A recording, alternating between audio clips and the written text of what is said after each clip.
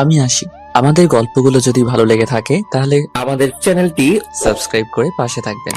ঘুম থেকে উঠে দেখি ঈশিতা আমাকে জড়িয়ে ধরে ঘুমিয়ে আছে। আয়, তোকে এই রুমে আসতে কে বলেছে? না মানে আপনাকে খাওয়ার জন্য ডাকতেছে। এদিকে আয়।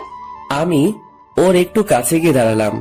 ঠিক তখনই ঈশিতা আমাকে ঠাস ঠাস করে দুই গালে দুইটা থাপ্পড় মারলো। থাপ্পড়গুলো অনেক জোরে মারলো, তাই ঠোঁট কেটে রক্ত বের হতে লাগলো আর আমার চোখ দিয়ে পানি ঝরতে লাগলো। ভীষণ ব্যথা করতেছে। এরপর যদি আমার রুমে আসিস তাহলে নক করে আসবি। যত সব ছোট লোক। এখন যা, আমি আসতেছি। আমি কিছু বললাম না। এইটা আমার সাথে শুধু আজকে ঘটেছে তা না, প্রতিদিনই আমার সাথে এইরকম করে ঈশিতা। এরপর আমি নিচে না গিয়ে আমার রুমে চলে আসলাম। ঠোঁটে ভীষণ ব্যথা করতেছে। ওয়াশরুমে গিয়ে ঠোঁটের রক্তগুলো মুছতে চাইতেছি, কিন্তু হাত লাগাতে পারছি না। ভীষণ ব্যথা করতেছে। কোনো মতে ফ্রেশ হয়ে নিচে চলে আসলাম। নিচে গিয়ে দেখি ঈশিতা খাওয়ার টেবিলে বসে আছে। আমিও গেলাম। জনি, এইদিকে আসো। জি আঙ্কেল বলেন। দাঁড়িয়ে আছো কেন? বসো, আমরা একসাথে খাবো। আমি ঈশিতার দিকে তাকালাম। ও আমার দিকে আগুন চোখে তাকিয়ে আছে। আমি কিছু বললাম না, এখনো দাঁড়িয়ে আছি। কি হয়েছে জনি? তোকে বসতে বললো না? আসলে আন্টি আমাকে তুই করেই বলে, আমাকে নিজের ছেলের মতো ভাবেন। আমি এখনো দাঁড়িয়ে আছি আর ঈশিতার দিকে চেয়ে আছি। ঈশিতা শুধু রাগে ফুঁসতেছে। জনি, তোমাকে আমি বসতে বলেছি, তুমি দিন দিন অবাধ্য হয়ে যাইতেছো। আঙ্কেল বসতেছি। আমি যখন বসতে যাব তখনই ঈশিতা চেয়ার থেকে উঠে দাঁড়িয়ে যায় আর বলতে লাগলো, এই ছোট লোকের সাথে আমি এক টেবিলে বসে খেতে পারবো না। তোমাদের মন চাইলে তোমরা খাও। কিসের ছোট লোক? ভুলে যাস না ঈশিতা, জনি কিন্তু তোর স্বামী। কিসের স্বামী? স্বামী ইজ মাই ফুড। এই বলে ঈশিতা না খেয়ে চলে গেল। আন্টি আঙ্কেল দুইজন আমার দিকে অসহায় দৃষ্টিতে তাকিয়ে আছে।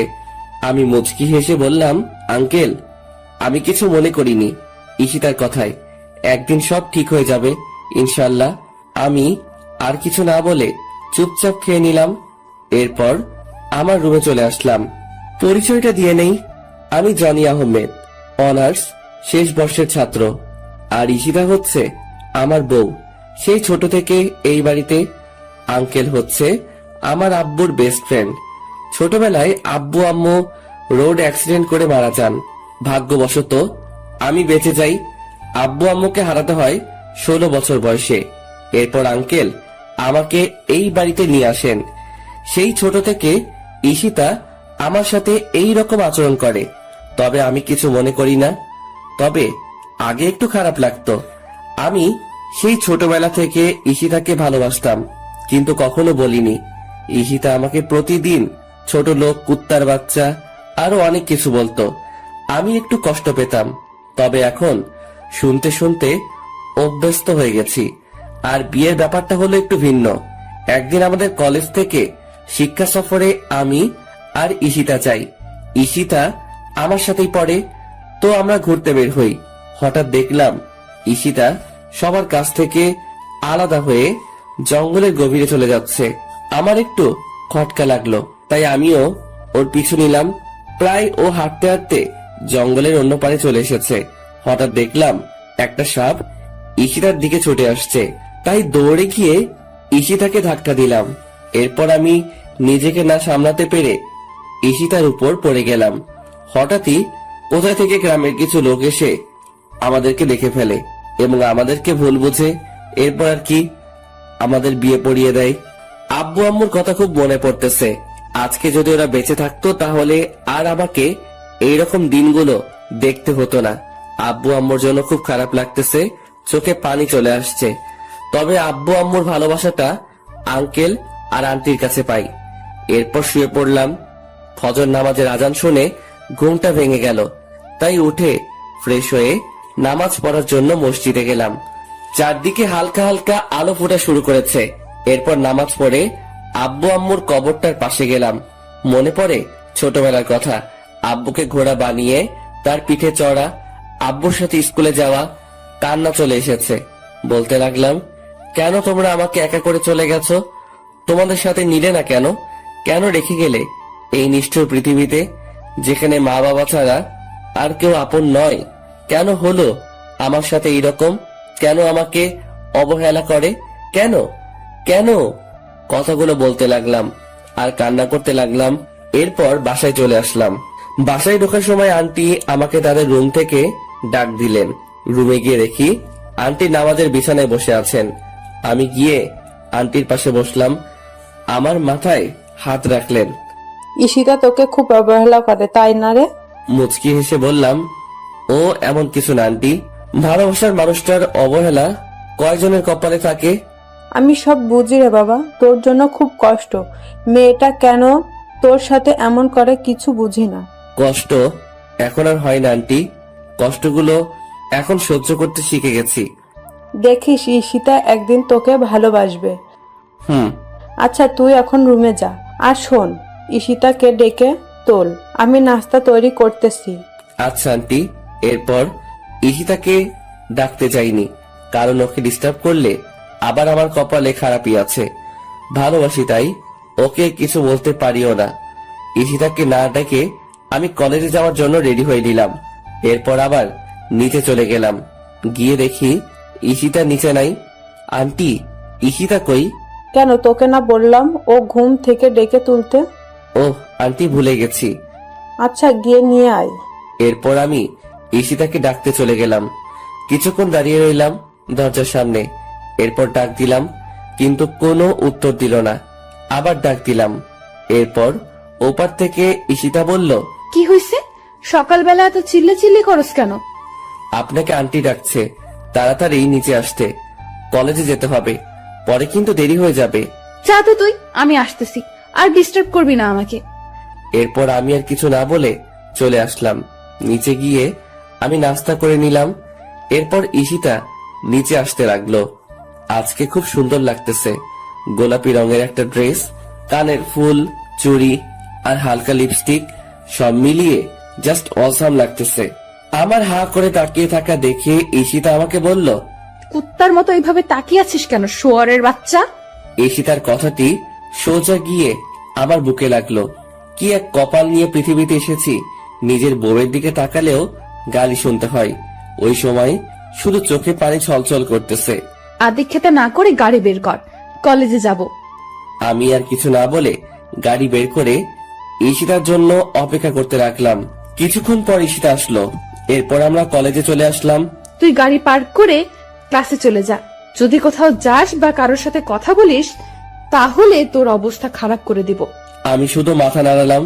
আমি খেয়াল করলাম ওর বান্ধবী ওকে বলতে লাগলো, ঈশিতা, তুই সবসময় জনের সাথে এরকম করিস কেন? ছেলেটা কত স্মার্ট আর খুব ভালো, তাহলে কেন সবসময় অবহেলা করিস? কেন খারাপ আচরণ করিস? আর বড় কথা, ও এখন তোর স্বামী, তবুও কেন সবসময় খারাপ ব্যবহার করিস? কিসের স্বামী? হ্যাঁ, আর অধরা, তোকে আমি বলে রাখলাম, কোনোদিনও আমাকে কিছু শেখাতে আসিস না। আর এতই যদি দরদ হয়, তাহলে তুই ওই ছোট লোকটাকে বিয়ে করে নে, তাহলে আমিও উদ্ধার হব। আমিও তো চাই, কিন্তু জনি তো তোকে ভালোবাসে। আমি হাজার চাইলেও আমার হবে না জনি, ওইটা আমি ভালোভাবে জানি। জনি আমাকে ভালোবাসে, তুই কিভাবে জানিস? তোকে যদি ভালোই না বাসতো, তাহলে তোর এত অবহেলা সহ্য করতো না, তোর এত খারাপ আচরণ মুখ বুজে সহ্য করতো না। আফসোস, জনের মতো কেউ আমার জীবনে এলো না। ভালোবাসা না ছাই, ছোট লোকের আবার ভালোবাসা। এই বলে ওরা ক্লাসে চলে আসতে লাগলো। তাই আমি তাড়াতাড়ি করে ক্লাসে চলে আসলাম। ঈশিতার কথাগুলোতে খুব কষ্ট পেলাম। এরপর ক্লাসগুলো শেষ করে চলে আসলাম বাড়িতে। এইভাবে কাটতে থাকে দিন। আর ঈশিতার অবহেলা প্রতিনিয়ত সহ্য করতে হচ্ছে। ভালোবাসার মানুষটির অবহেলা কত কষ্টের, তা যদি ঈশিতা জানতো, তাহলে আমাকে এইভাবে অবহেলা করতো না। বসে আছি নিজের রুমে, তখন ঈশিতা আসলো আমার রুমে। আজকে সন্ধ্যায় একটা পার্টি আছে, আমার সাথে তুইও যাইবি, তাই তাড়াতাড়ি রেডি হয়ে নিস। যদি দেরি করিস তাহলে তোর কপালে খারাপই আছে। আমি শুধু মাথা নেড়ে হ্যাঁ সূচক উত্তর দিলাম। এরপর সন্ধ্যায় রেডি হয়ে গাড়ি নিয়ে বাইরে অপেক্ষা করতে লাগলাম। ঈশিতা আসতেছে, আজকেও খুব সুন্দর লাগতেছে, কিন্তু এই সৌন্দর্য আর দেখা হলো না। নিজের থেকে মুখ ফিরিয়ে নিলাম, জানি আমাকে এইভাবে তাকিয়ে থাকতে দেখলে আবার গালি দিবে। কি হয়েছে? গাড়ি চালাস না কেন? এই তো চালাইতেছি। আমাদেরকে কোথায় যেতে হবে? চলতে থাক, আমি বলতেছি কোথায় যেতে হবে। এরপর ঈশিতার কথা মতো গাড়ি নিয়ে চলে গেলাম, কিন্তু গাড়িটা গিয়ে থামে একটা নাইট ক্লাবে। একটু চিন্তায় পড়ে গেলাম, আমরা নাইট ক্লাবে কেন? পার্টিটা এখানে হবে। আমি আর কিছু বললাম না, গাড়িটা পার্ক করে ঈশিতার সাথে চলে এলাম। আমার কাছে এইসব কিছু ভালো লাগে না। আমি মদ তো দূরের কথা, সিগারেটও খাই না। বসে আছি, একা ভালো লাগতেছে। হঠাৎ দেখলাম ঈশিতা ওর কাপড়গুলো খুলে শর্ট একটা কাপড় পরলো, হাতের উপরে কাপড়টা উঠে রয়েছে, আর একটা গেঞ্জি। এইসব দেখে আমার মাথা পুরাই নষ্ট হয়ে গেছে। আমি শুধু বসে বসে ওর কাহিনী দেখতেছি। ও একটা ছেলের কাঁধে হাত রেখে ড্যান্স করতেছে, আর ছেলেটা ওর দিকে খারাপ দৃষ্টিতে তাকিয়ে আছে। এই দৃশ্য দেখে আমার মাথা আরো গরম হয়ে যায়। ঈশিতা অনেক ড্রিঙ্কস করে ফেলেছে, তাই ওর আচরণ স্বাভাবিক দেখাচ্ছে না। আমি ঠিক বুঝতে পারলাম। এরপর ছেলেটি ঈশিতাকে কি যেন বলল এবং তারা দ্বিতীয় তলায় যেতে লাগলো। বিষয়টি আমার কাছে একদম ভালো ঠেকছে না, তাই আমিও ওদের পিছন পিছনে গেলাম। ঈশিতা এত বেশি ড্রিঙ্কস করেছে যে তার পক্ষে ঠিকভাবে দাঁড়ানোটাও মুশকিল হয়ে পড়েছে। এরপর দেখলাম ঈশিতা ছেলেটির সাথে একটা রুমে ঢুকতেছে। তবে কি আমি যা ভাবছি তাই হতে চলেছে? আমি দরজায় কান দিয়ে শুনতে লাগলাম, আই হৃদয়, তুমি আমার কাছে আসবে না, বলে দিলাম। আসলে কি করবি তুই? তোকে আমি এইখানে কেন এনেছি তুই বুঝিস না? তোকে আমার চাই। মানে কি করতে চাইছো তুমি? আই, একদম আমার কাছে আসবে না, আমি কিন্তু চিৎকার করব। চিৎকার করলেও লাভ হবে না, এখানে আমি আর তুমি ছাড়া কেউ নেই। আজকে আমি তোর সবকিছু কেড়ে নিব। না, এই কথা শোনার পর আর থাকা যাচ্ছে না। এক্ষুনি আমাকে কিছু একটা করতে হবে। তাই দরজায় লাথি মারতে লাগলাম। এরপর অনেক চেষ্টায় দরজা খুলে ফেললাম। ভিতরে গিয়ে দেখি ছেলেটা মানে হৃদয় ঈশিতার শরীরের উপরে উঠে আছে। তখনই আমার মাথায় রাগে আগুন হয়ে যায়। আমি ছেলেটিকে লাথি মেরে ঈশিতার উপর থেকে ফেলে দিলাম। এরপর ঈশিতাকে এক হাত দিয়ে তুলে নিলাম। আমার পরনের কোটটা ঈশিতার গায়ে জড়িয়ে নিলাম। এরপর আমি গিয়ে ছেলেটিকে নিচ থেকে তুলে ইচ্ছে মতো মারতে লাগলাম। শালা আমার বউয়ের দিকে খারাপ দৃষ্টিতে তাকাইস। মারতে মারতে প্রায় ছেলেটিকে আধমরা করে ফেলি। এরপর ছেলেটির মুখ টিপে ধরে বলতে লাগলাম, তোর ভাগ্য ভালো, তোকে ছেড়ে দিলাম। আর শুনে রাখ, ঈশিতা আমার, শুধুই আমার। ওর দিকে যে চোখ তুলে তাকাবে আমি ওর চোখ উপড়ে ফেলবো, মাইন্ড ইট। এরপর পিছন ফিরে দেখি ঈশিতা খাটে পড়ে আছে। হয়তো বেশি ড্রিঙ্কস করার কারণে এইরকম হয়েছে। তাই আমি ঈশিতাকে কোলে তুলে নিয়ে নিচে চলে আসলাম, আর সবাই আমাদের দিকে তাকিয়ে আছে। এরপর গাড়ি করে ঈশিতাকে নিয়ে আসলাম। গাড়ি করে ঈশিতাকে কোলে করে নামিয়ে ওর রুমে নিয়ে আসলাম। এরপর তাকে তার খাটে শুইয়ে দিলাম। ঈশিতা আমার গলা জড়িয়ে ধরে আছে। আমি নিজেকে ছুটাতে চাইলাম, কিন্তু পারলাম না। ঈশিতা আমাকে টান দিয়ে ওর বুকের মাঝে ফেলে দেয়। ওর গরম নিঃশ্বাস আমি অনুভব করতে পারছি। ওর শরীর থেকে আলাদা একটা গন্ধ আসতেছে যা আমাকে পাগল করে দিচ্ছে। ঈশিতা আমাকে ওর বুকের মাঝে জড়িয়ে নেয়। আমি কোনো মতে নিজেকে ছাড়িয়ে উঠতে চাইলাম, কিন্তু পারলাম না। এই কি করছেন? কি ছাড়েন আমাকে। উফ, তোমাকে আজকে ছাড়তেছি না। মানে কি বলতে চান আপনি? দেখেন আমাকে। বলতে পারলাম না। ঈশিতা আমার আর ওর ঠোঁট জোড়া এক করে নিল। আমি কিছু করতে পারছি না। আমার হাত পা ঠান্ডা হয়ে আসতেছে। আমি জানি ঈশিতা এইসব কিছু নেশার ঘরে করতেছে। আমার এইরকম করা ঠিক হবে না, তাই নিজেকে ছুড়াতে চাইলাম, কিন্তু পারতেছি না। ঈশিতা আমাকে এখনো খুব জোরে জড়িয়ে ধরে আছে, আর আমার ঠোঁট চুষতেছে। আমিও ধীরে ধীরে দুর্বল হতে লাগলাম। আমিও ঈশিতার ডাকে সাড়া দিলাম। ঈশিতা আমার বউ, ওর উপর আমার অধিকার আছে, আর যা হবার পরে ভেবে দেখা যাবে। ধীরে ধীরে দুইজন তলিয়ে গেলাম ভালোবাসার গভীর সাগরে। সকালবেলা আমার ঘুমটা ভেঙে যায়। আমি এখনো ঈশিতার বুকের মাঝে আছি, আর ঈশিতা আমাকে জড়িয়ে রেখে। ঈশিতার শরীরে কোনো কাপড় নেই। আমি নিজেকে ছাড়িয়ে ঈশিতার কপালে একটা চুমু দিলাম। আমার স্পর্শে ঈশিতার ঘুম ভেঙে যায় এবং আমাকে দেখে চমকে ওঠে। তুই আমার রুমে কি করিস? আর আমার জামা কোথায়? আমি তো আপনার রুমে থাকতে চাইনি, আপনি নিজেই আমাকে বাধ্য করছেন। আর তাছাড়া আপনি আমার বউ, আমি আপনার সাথে থাকতেই পারি। আপনার উপর আমার অধিকার সবচেয়ে বেশি। আই শহরের বাচ্চা, কি বললি তুই? কোনো ছোট লোক আমার স্বামী হতে পারে না। আর তোকে না বললাম আমার কাছে স্বামীর অধিকার চাইবি না? আমার সব তো নষ্ট করে দিলি, আর বাকি কি রাখছ? আর আমি তোকে কি বাধ্য করেছি? কালকের ঘটনা ভুলে গেলেন নাকি? আপনার জন্যই সব হয়েছে। আর আমি আমার বউকে আদর করছি, অন্য কাউকে না।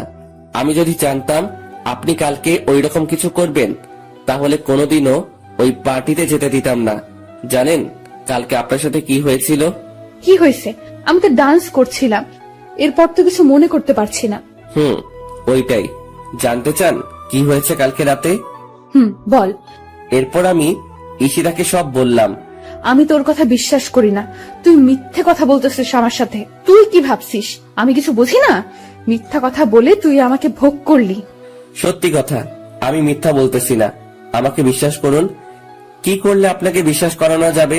বিশ্বাস করতে পারি, তবে আমার একটা কথা শুনতে হবে। কি কথা বলেন? যদি তুই আমাকে সত্যিই ভালোবাসিস, তাহলে তোর ওই ভালোবাসার কসম, তুই আমার থেকে অনেক দূরে চলে যাবি, অনেক দূরে। মুচকি হেসে বললাম, ও এই কথা। আপনাকে সত্যি অনেক ভালোবাসি, নিজের জীবনে চাইতেও বেশি। যা বলে প্রকাশ করতে পারবো না, তবে আপনার কথা রেখে বোঝাতে পারবো কতটা ভালোবাসি। ভালোবাসা মানে এই নয় প্রিয় মানুষটির সাথে থাকতে হবে, দূর থেকেও ভালোবাসা যায়।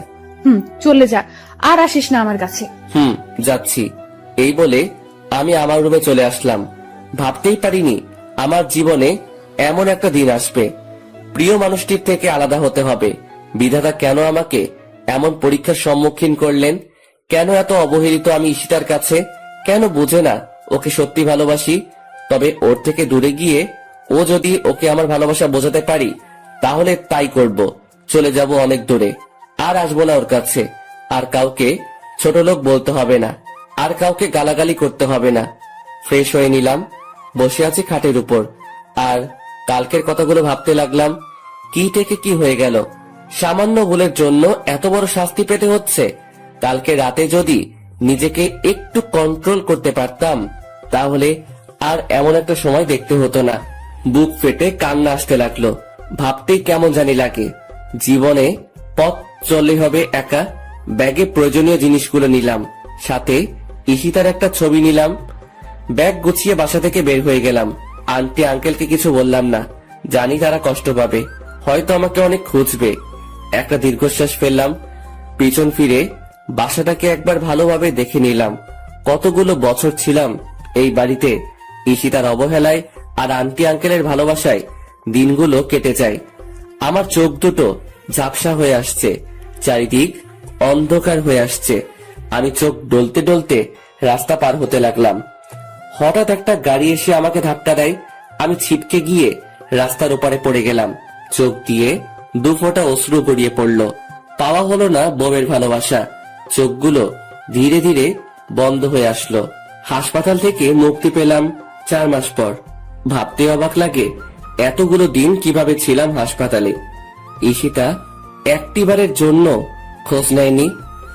ডাক্তারের কাছ থেকে জানতে পারলাম 4 মাস ধরে এই হাসপাতালে ছিলাম। তার মানে ওই অ্যাক্সিডেন্টে আমার মৃত্যু হয়নি। কেন বেঁচে গেলাম? আল্লাহ কেন নিল না? না জানি আরো কত অবহেলা সহ্য করতে হবে, কত অপমানিত হতে হবে, আর কত কষ্ট সহ্য করতে হবে।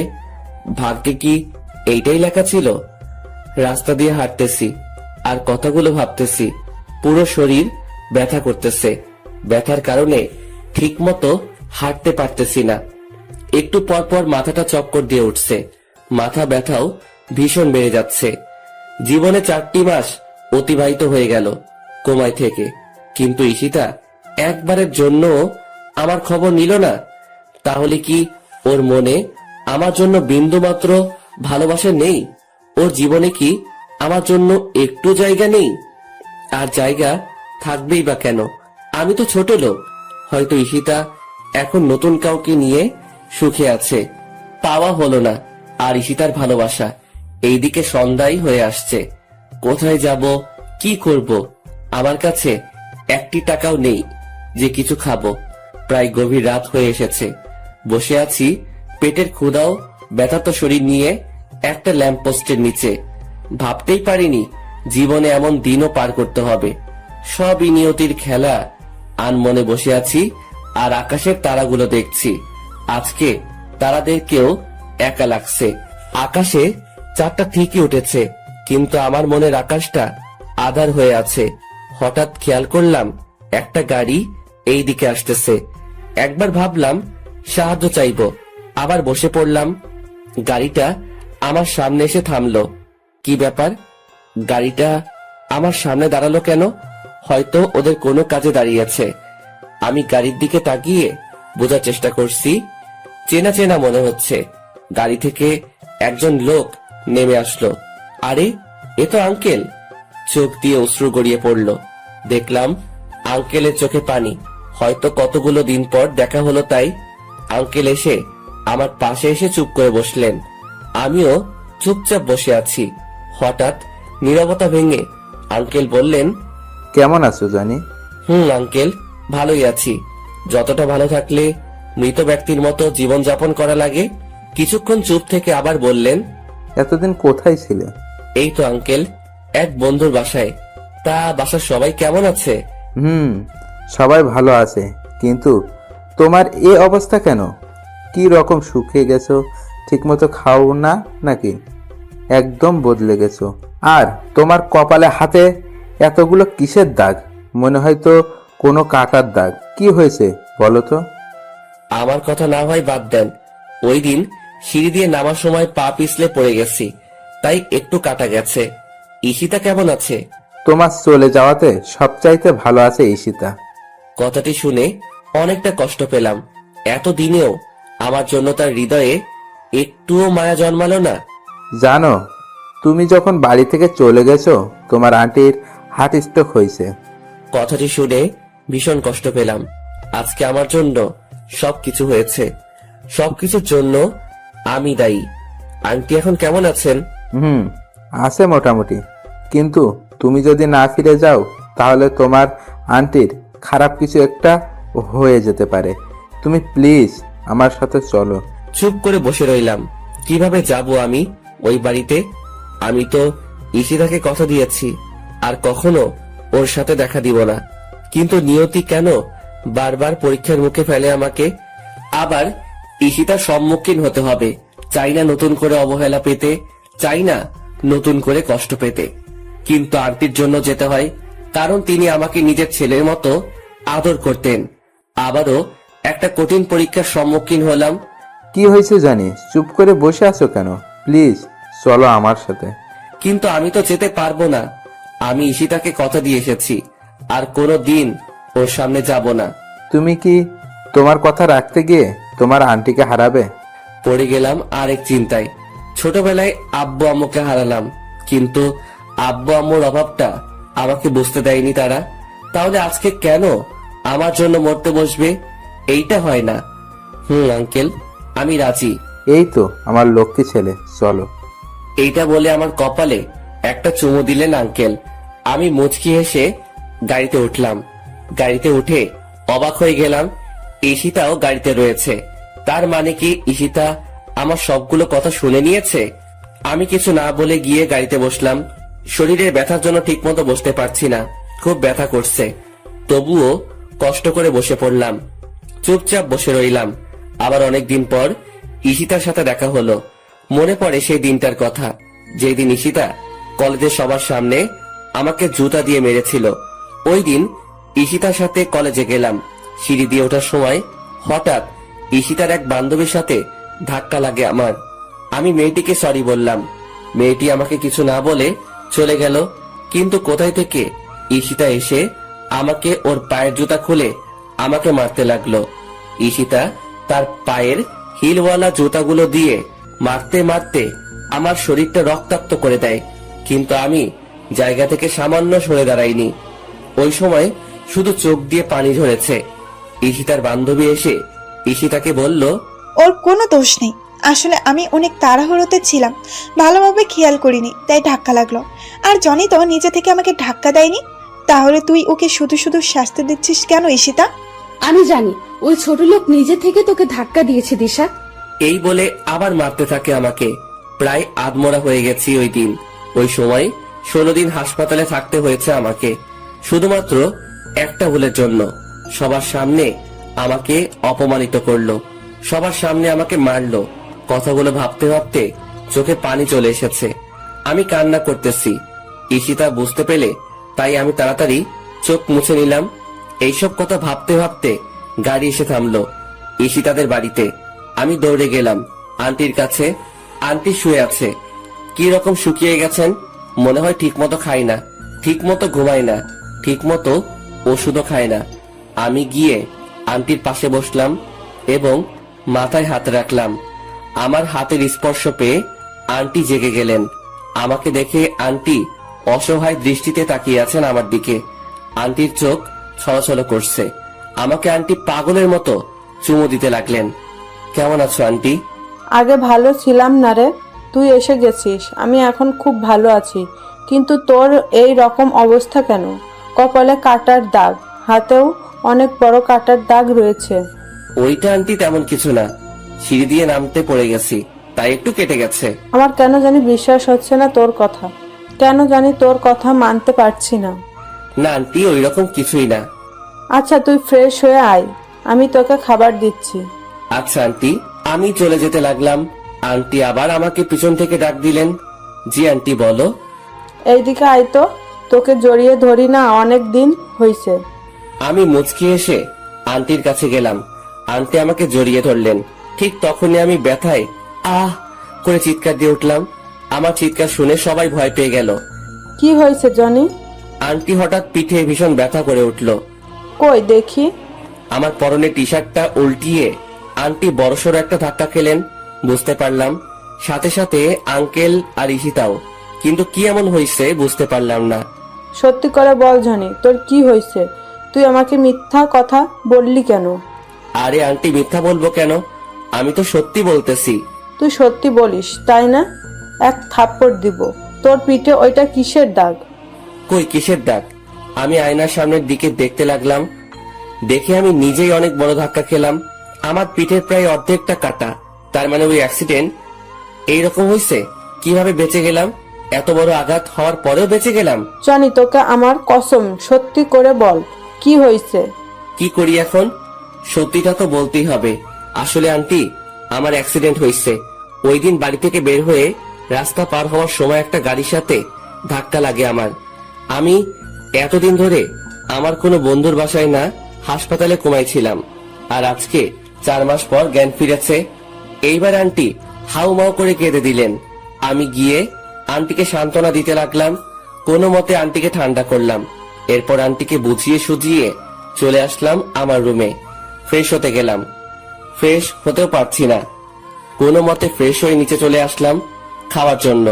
আন্টি আমাকে নিজ হাতে খাইয়ে দিলেন।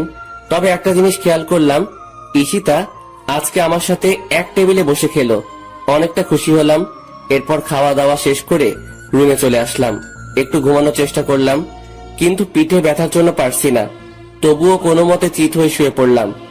ভোরবেলায় ফজরের আজানে ঘুম ভাঙলো। বিছানা থেকে উঠতে অনেক কষ্ট হচ্ছে।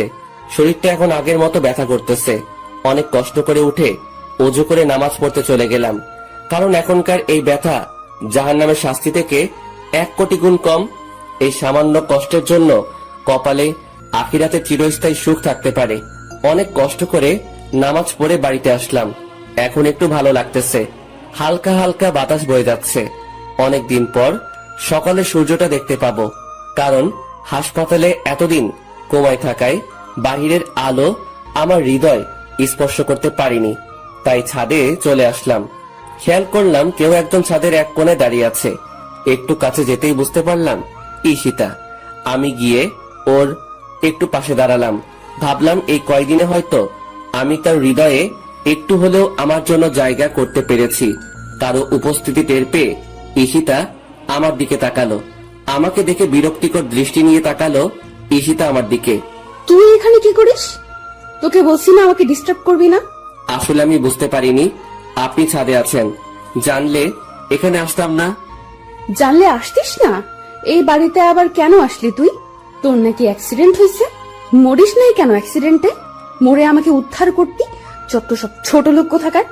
এই বলে ঈশিতা চলে গেল। ঈশিতার কথা শুনে বুকের ভিতর ঘূর্ণিঝড় শুরু হলো। তাহলে কি আমি ভুল ভাবনা নিয়ে এতদিন বেঁচেছিলাম? মৃত্যুটাই আমার জন্য শ্রেয় ছিল। ভালোবাসার মানুষটি বলছে মরতে, তাহলে এই তুচ্ছ জীবন রেখে কি লাভ? শুধুমাত্র আত্মহত্যা করলে এই অবহেলা থেকে মুক্তি পেতে পারি, কিন্তু আত্মহত্যা যে মহাপাপ। আর এই কথা জেনে বেঁচে আছে পৃথিবীতে হাজারো জীবন্ত লাশ। চোখ দিয়ে অনবরত অশ্রু ঝরতেছে, কেন জানি বাধা দিয়েও থামাতে পারছি না। বুকের ভিতর দিয়ে বয়ে যাওয়া কষ্টের ঢেউ। আর কত অবহেলা পেতে হবে জানি না, তবে একদিন এই অবহেলিত জনির কাছে ঈশিতাকে আসতেই হবে।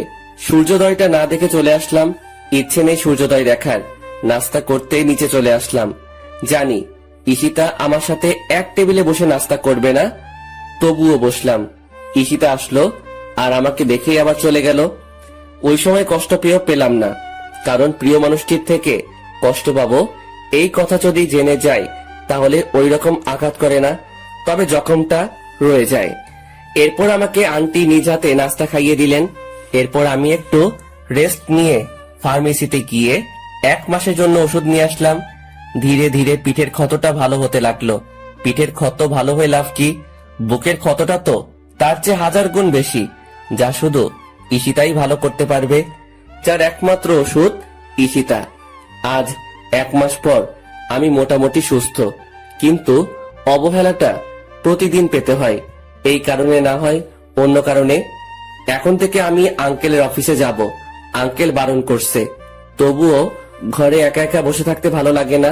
এর চেয়ে অফিসে গেলেই ভালো হয়। কিন্তু ঈশিতাও নাকি অফিসে যেতে চায়, তবে ভালোই হবে। কাজের ফাঁকে ঈশিতাকে চুরি করে নিজের ইচ্ছা মতো দেখতে পাবো, এতেই অনেক। অফিসে প্রতিদিন আমি আর ঈশিতা দুইজনে এক গাড়িতে করে গেলাম, সাথে আঙ্কেলও ছিলেন। আজ থেকে অফিসের নতুন এমডি হচ্ছে ঈশিতা, আর আমাকে একটা ডেস্ক দেখিয়ে দিলেন। আমার জন্য কাজটা নির্ধারিত নয়, আমার কাছে ভালো লাগলে কাজ করতে পারবো, না হয় অফিসে বসে থাকতে পারবো। প্রথম দিন সবার সাথে পরিচয় হয়ে নিলাম আর একজনকে বন্ধু বানিয়ে নিলাম। নাম হচ্ছে রাকিব। আমার সমবয়সী রাকিব, আর আমার পাশের ডেস্কে রাকিব বসে। আমরা সমবয়সী হওয়ার কারণে একজন আরেকজনকে তুই করেই বলি। প্রথম দিন সবকিছু বুঝে নিতে নিতে সময় কেটে গেল। পরদিন সকালবেলা নাস্তা করে অফিসে চলে আসলাম। ঈশিতাও আমার সাথে গাড়িতে আসে। আমি গাড়ি চালানোর ফাঁকে ফাঁকে ঈশিতার দিকে তাকিয়ে থাকি। মেয়েটাকে দেখতে কতটা নিষ্পাপ লাগে, কেউ দেখলে বিশ্বাসই করবে না মেয়েটা যে এত নিষ্ঠুর। তবে ঈশিতা আমার জন্য নিষ্ঠুর না। ঈশিতা আমার জন্য আমার রাজ্যের রানী। আমার ডেস্কে বসে আছি, এমন সময় পিয়ন এসে বলল ঈশিতা নাকি আমাকে ডাকছে। তাই গেলাম ওর কেবিনে। আসতে পারি ঈশিতা? ওই ছোট লোক, এটা অফিস, বাড়ি না। আর তোর সাহস কি করে হয় আমার নাম ধরে ডাকিস? সরি ম্যাম, বলেন কি করতে হবে? মনে থাকে যেন। এখন এই ফাইলটা রেডি করে নিয়ে আয়। জি ম্যাম। প্রায় 1.5 ঘন্টা পর ফাইলটা রেডি করতে পারলাম। এইবার ঈশিতার কাছে নিতে হবে। May I come in ma'am? Yes come. এই যে ম্যাম, ফাইলটা রেডি। আমার হাত থেকে ফাইলটা নিয়ে ঈশিতা দেখতে লাগলো। হঠাৎ ঈশিতা ফাইলটা আমার দিকে ছুড়ে মারলো আর বলতে লাগলো, ছোট লোকের বাচ্চা, সামান্য একটা ফাইল ঠিক করে তৈরি করতে পারিস না, আর আসছে অফিসে কাজ করতে। ফাইলটা এসে আমার কপালের আগের ক্ষতটায় লাগে। ফাইলের কোনা লাগায় ক্ষতটা ফেটে টপ টপ করে রক্ত ঝরতে লাগে। ভীষণ ব্যথা করতে লাগলো। আমি তবুও চুপচাপ দাঁড়িয়ে রইলাম। দাঁড়িয়ে আছিস কেন? যা, ফাইলটা 20 মিনিটের মধ্যে ঠিক করে আনবি, না হয় তোর কপালে খারাপই আছে। আমি ফাইলটা ফ্লোর থেকে তুলে নিজের ডেস্কে চলে আসলাম। রক্ত এখনো ঝরতে থাকে। বিষয়টা রাকিব ঠিকই বুঝতে পারে, তাই রাকিব আমার জন্য অফিসে রাখা মেডিসিনের ফার্স্ট বক্সটা আনলো আর ধীরে ধীরে ক্ষতটা পরিষ্কার করতে লাগলো। ওর হাতটা আমার ক্ষততে লাগতেই ব্যথায় চিৎকার দিয়ে উঠলাম। ভীষণ ব্যথা করতেছে। এরপর রাকিব ধীরে ধীরে আমার মাথা ভালোভাবে ব্যান্ডেজ করে দিল। এরপর রাকিব চুপি চুপি ফাইলটা আবার ঠিক করে দিল। আমি গিয়ে ফাইলটা ঈশিতাকে দিয়ে চলে আসলাম। এরপর অফিস শেষে আবার ঈশিতাকে নিয়ে বাসায় চলে আসলাম। বাড়িতে ঢুকবার সময় আমার মাথায় ব্যান্ডেজ দেখে আন্টি আমার কাছে দৌড়ে এসে জিজ্ঞেস করলেন, কি হয়েছে জনি, মাথায় ব্যান্ডেজ কেন? ও কিছু না আন্টি, গাড়িতে ওঠার সময় গাড়ির সাথে ধাক্কা লেগে হালকা খেটে যায়, দেখবা আমার ঠিক হয়ে যাবে। এই কথা বলে রুমে চলে এসে ফ্রেশ হয়ে নিলাম। এরপর রাতে খেয়ে ঘুমিয়ে পড়লাম। ঘুম ভাঙে প্রায় সকাল 9টায়। কি ব্যাপার, কোনো দিন তো এত দেরি করে ঘুম ভাঙে না। শোয়া থেকে উঠতে চেষ্টা করলাম, কিন্তু উঠতে পারছি না। পুরো শরীর কি রকম ভার হয়ে আছে আর আগুনের মতো পুড়ে যাচ্ছে। হঠাৎ করে আবার জ্বর এলো কেন? কালকের ঘটনা মনে পড়ে গেল। কপালে হাত দিয়ে দেখি কে যেন জলপট্টি দিয়ে রেখেছে।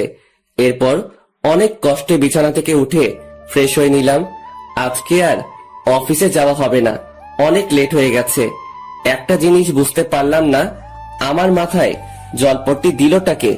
মনে হয় আন্টি ছাড়া আর কেউ হতেই পারে না। আন্টির কথা ভাবতেই আমার রুমে এসে হাজির হয়ে গেলেন। এখন কেমন আছিস বাবা, জ্বরটা কমেছে?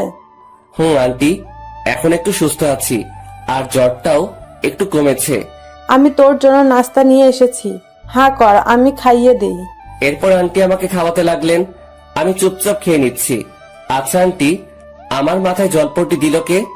আমি দিয়েছি। আচ্ছা, কালকে কি হয়েছে সত্যি বল। গাড়ির সাথে হালকা ধাক্কা লাগলে তো এমন রকম আঘাত হয় না, আবার রাতে জ্বর এসেছে। সত্যি করে বল, কিন্তু আমার সাথে মিথ্যা বলবি না। না আন্টি, সত্যি সেই রকম কিছু না। আবার মিথ্যা কথা বলিস, আমি কিন্তু সব বুঝি। ঈশিতা ওই রকম করেছে তাই না? সত্যি কথা বলবি কিন্তু। আসলে জানাটা কি বেশি জরুরি? বেশি জরুরি, বল আমাকে। এরপর অনিচ্ছা সত্ত্বেও আন্টিকে সব বলতে হলো। আমার কথা শুনে আন্টির মুখটা কালো হয়ে গেল। আমার মাথার ব্যান্ডেজটা খুলে আন্টি দেখতে লাগলেন।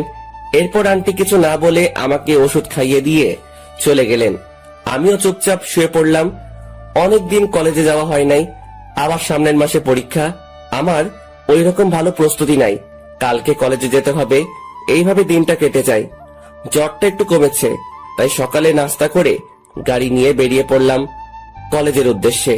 হঠাৎ আমার গাড়ির সামনে একটা মেয়ে এসে পড়লো। আমি তাড়াতাড়ি ব্রেক করলাম, তবুও গাড়ির সাথে হালকা ধাক্কা লাগে মেয়েটির। আমি তাড়াতাড়ি গাড়িটা বন্ধ করে গাড়ি থেকে নেমে পড়লাম। এরপর মেয়েটিকে তুলতে গেলাম। আরে, এইটা তো ঈশিতার ফ্রেন্ড দিশা। আমি তাড়াতাড়ি হাতটা বাড়িয়ে দিলাম দিশার দিকে, উঠে আসো দিশা। এরপর আমি ধীরে ধীরে দিশাকে তুলতে লাগলাম। গাড়ির সাথে ধাক্কা লাগার কারণে মেয়েটা পায়ে ব্যথা পাইছে, উঠে দাঁড়াতে কষ্ট হচ্ছে। তোমার কি হাঁটতে কষ্ট হচ্ছে? না, তেমন না, ঠিক হয়ে যাবে। আচ্ছা, এখন ছাড়ো, আমি যেতে পারবো। আচ্ছা। আমি দিশাকে ছেড়ে দিলাম। ও ধীরে ধীরে হাঁটার চেষ্টা করতে লাগলো, কিন্তু পায়ের ব্যথার কারণে পারছে না। দিশা পড়ে যেতে লাগলো, তাই আমি তাড়াতাড়ি দিশাকে আবার ধরে ফেললাম। চলো, আমি তোমাকে হাসপাতালে নিয়ে যাচ্ছি। না, তার আর দরকার হবে না, আমি যেতে পারবো। চুপ, সেই তখন থেকে যেতে পারবো বলছে তো, কই একটু তো সামনে যেতে পারছো না? তো আমি এখন কিভাবে যাব? আচ্ছা দাঁড়াও, কি করব ঠিক বুঝতে পারছি না। মেয়েটা ঠিক মতো হাঁটতেও পারছে না, তাই কোনো কিছু না ভেবে দিশাকে কোলে তুলে নিলাম। এইরকম কিছুটা একটা করব দিশা ভাবতে পারিনি। আমার দিকে ড্যাব ড্যাব করে তাকিয়ে আছে। আমি আর কিছু না বলে দিশা গাড়িতে উঠিয়ে নিলাম। আসলে আমারও কোনো ইচ্ছা ছিল না দিশাকে কোলে নেওয়ার, কিন্তু পরিস্থিতির শিকার হয়ে করতে হলো। এরপর দিশাকে একটা হাসপাতালে নিয়ে আসলাম। ডাক্তার দেখাতে হবে, না হয় পরে আবার সমস্যা হতে পারে। গাড়ি থেকে হাসপাতালের ভিতর কোলে করে নেওয়া লাগলো। এরপর ডাক্তারকে দেখিয়ে নিলাম। আঘাতটা একটু বেশি লেগেছে, তবে কিছুক্ষণ পর ঠিক হয়ে যাবে। ডাক্তার কিছু ওষুধ লিখে দিলেন। ওষুধগুলো কিনে দিশাকে নিয়ে আবার গাড়িতে চলে এলাম। দিশা কোথায় যাবে এখন? কলেজে নাকি বাড়িতে? কলেজে চলো। ঠিক মতো হাঁটতে পারবে তো? সমস্যা হলে বলো, আমি তোমাকে বাড়িতে দিয়ে আসবো। হাঁটতে পারবো, সমস্যা হবে না আমার। কলেজে চলো। এরপর আর কিছু না বলে গাড়ি চালাতে লাগলাম। গাড়ি চালানোর সময় খেয়াল করলাম দিশা আমার দিকে বারবার আর চোখে তাকিয়ে রয়েছে। আমি কিছু বললাম না, কলেজে চলে এলাম। অনেকদিন পর কলেজে এলাম। দিশা গাড়ি থেকে নেমে হাঁটতে লাগলো, কিন্তু পারছে না, তাই আমি গিয়ে দিশার হাতটা ধরে ফেললাম। এরপর ধীরে ধীরে ওকে নিয়ে যেতে লাগলাম। কলেজের সবাই আমাদের দিকে হা করে তাকিয়ে আছে। আমি ওইদিকে পাত্তা না দিয়ে দিশাকে নিয়ে ক্লাসে চলে আসলাম। এরপর মেয়েটাকে আমার পাশেই বসালাম, কারণ মেয়েটা এখন আমার দায়িত্বে। আমার জন্য মেয়েটার এই অবস্থা হয়েছে। কিন্তু মেয়েটা ওই সময় এত তাড়াহুড়ো করে কোথায় যাচ্ছিল? দিশা, ওই সময় এত তাড়াহুড়ো করে কোথায় যাচ্ছিলে? কলেজে যাচ্ছিলাম, আসলে একটা কাজ ছিল। ও আচ্ছা জনি, একটা কথা বলো তো, সত্যি করে বলবা? বলো, কি শুনতে চাও? এতদিন কই ছিলা তুমি? আর শরীরের কি অবস্থা করেছো? ঠিক মতো খাও না নাকি? সবসময় সবার কাছ থেকে এই প্রশ্নটা এড়িয়ে যেতে চাই, কিন্তু পারি না। প্রশ্নটার সম্মুখীন হতে হয়। না, তেমন কিছু না। সত্যি করে বলবা কিন্তু। আমি জানি তুমি মিথ্যে কথা বলতেছো। যেদিন থেকে তুমি কলেজে আসো না, সেদিন থেকে ঈশিতাও আসে না। সমস্যা কি বলো তো? সেই রকম কিছু না, শুধু একটু প্রবলেম হয়েছে। প্রবলেমটা কি বন্ধু ভেবে বলতে পারো। আসলে দিশা, ওই দিন আমি ঈশিতার কথা রাখতে গিয়ে তাদের বাড়ি থেকে বের হয়ে যাই। ঠিক ওই দিন আমার রোড অ্যাক্সিডেন্ট হয়। প্রায় 4 মাস পর আমার জ্ঞান ফিরে। ডাক্তারের কাছে থেকে জানতে পারি আমি 4 মাস কোমায় ছিলাম। চিকিৎসার ব্যাপারটা হলো, ওই হাসপাতালে নাকি একটা ফান্ড আছে। যে রোগীর আত্মীয় বা কাছের কেউ যদি না থাকে, তাহলে তাদের হাসপাতালের ওই ফান্ড থেকে চিকিৎসা করা হয়। আমার চিকিৎসাটাও হয় ওই ফান্ডের সাহায্যে। এরপর যখন জ্ঞান ফিরে কোথায় যাব, কি করব, কিছুই বুঝতে পারি নাই। ভাগ্যবশত আবার ঈশিতাদের বাড়িতে আসতে হলো। যখন ঈশিতাদের বাড়িতে ফিরে এলাম, ভাবলাম এই কয়েকদিনে হয়তো আমার জন্য ঈশিতার মনে একটু হলেও মায়া জন্মাবে। কিন্তু তার হলো কই? সে আগের মতো ঈশিতার কাছ থেকে অবহেলা পেলাম। কথাগুলো বলে একটা দীর্ঘশ্বাস ফেললাম। দিশার দিকে তাকিয়ে দেখি তার মুখটা কেমন মলিন হয়ে আছে। বুঝতে পারলাম আমার কথা শুনে হয়তো একটু কষ্ট পেল। আচ্ছা জনি, ঈশিতা তোমাকে এত কষ্ট দেয়, এত অবহেলা করে, এত অপমান করে, তবুও তুমি কিছু বলো না কেন? ভালোবাসি তাই কিছু বলতে পারি না। ঈশিতার ভালোবাসা না পেলে কি হবে? তার দেওয়া অবহেলাগুলো উপহার হিসেবে গ্রহণ করি। বুঝলাম। ঈশিতাকে ভালোবেসে তুমি অনেক কষ্ট পাচ্ছ, কিন্তু তোমাকে ভালোবেসে আরেকজন কষ্ট পাচ্ছে। না পারছে তোমাকে তার মনের কথা বলতে, না পারছে ভুলে যেতে। মানে কি? তোমার কথার কিছুই বুঝলাম না। না, কিছুই না। এইভাবে কথায় কথায় ক্লাসগুলো শেষ হয়ে যায়। এরপর দিশাকে ওদের বাড়ি পৌঁছে দিয়ে আমি বাড়ি চলে আসলাম। এরপর ফ্রেশ হয়ে খেয়ে একটু ঘুমিয়ে নিলাম। ঘুম থেকে উঠলাম প্রায় সন্ধ্যায়। ফ্রেশ হয়ে নিচে আন্টি রুমে গেলাম। আন্টি, আসবো? বাবা, কিছু বলবি? আন্টি, বলবো। আঙ্কেলকে বলে দিও আমি এই কয়েকদিন অফিস যেতে পারবো না, সামনে পরীক্ষা আছে। আচ্ছা, বলবো। আন্টি, ঈশিতা কোথায়? ওর রুমে নাকি? না, ঈশিতা এখনো অফিস থেকে আসে নাই। মানে, বলো কি? প্রায় রাত হয়ে এলো, কিন্তু ঈশিতা এখনো বাড়িতে আসলো না। অফিস তো সে কখন শেষ হয়ে যায়। কি জানি বাবা, মেয়েটা আজকে এত দেরি করছে কেন? আমার খুব চিন্তা হচ্ছে। আচ্ছা দাঁড়াও, আমি খবর নিচ্ছি। এরপর আমার রুমে এসে রাকিবকে ফোন দিলাম। হ্যালো, কেমন আছিস দোস্ত? এই তো ভালো, তুই কেমন আছিস? আমিও ভালো আছি। আচ্ছা দোস্ত, অফিস কি ছুটি? অফিস তো সেই কখন শেষ হয়ে গেছে। কেন রে, কি হয়েছে? আরে, ঈশিতা এখনো বাড়িতে ফিরে নাই। বলিস কি? দেখ, ম্যাম হয়তো অন্য কোনো কাজে ব্যস্ত আছে। আচ্ছা দোস্ত, তাহলে রাখি। তোর সাথে আবার পরে কথা হবে। আচ্ছা ঠিক আছে, ভালো থাকিস। এই বলে মোবাইলটা কেটে দিলাম। কি করি এখন? ঈশিতার নাম্বারটা বউ দিয়ে সেভ করা আছে, কিন্তু কোনো দিন ফোন দেওয়া হয়নি। আর কোনো কিছু না ভেবে ফোন দিলাম, কিন্তু ফোন তুলছে না। এইভাবে 6 বার ফোন দিলাম, তবুও ফোনটা ধরলো না। আমার চিন্তা আরো বেড়ে গেল, তাই আবার ফোন দিলাম। এইবার ঈশিতা কলটা ধরলো। ওই ছোট লোকের বাচ্চা, বারবার ফোন দিস কেন? আপনি কোথায়?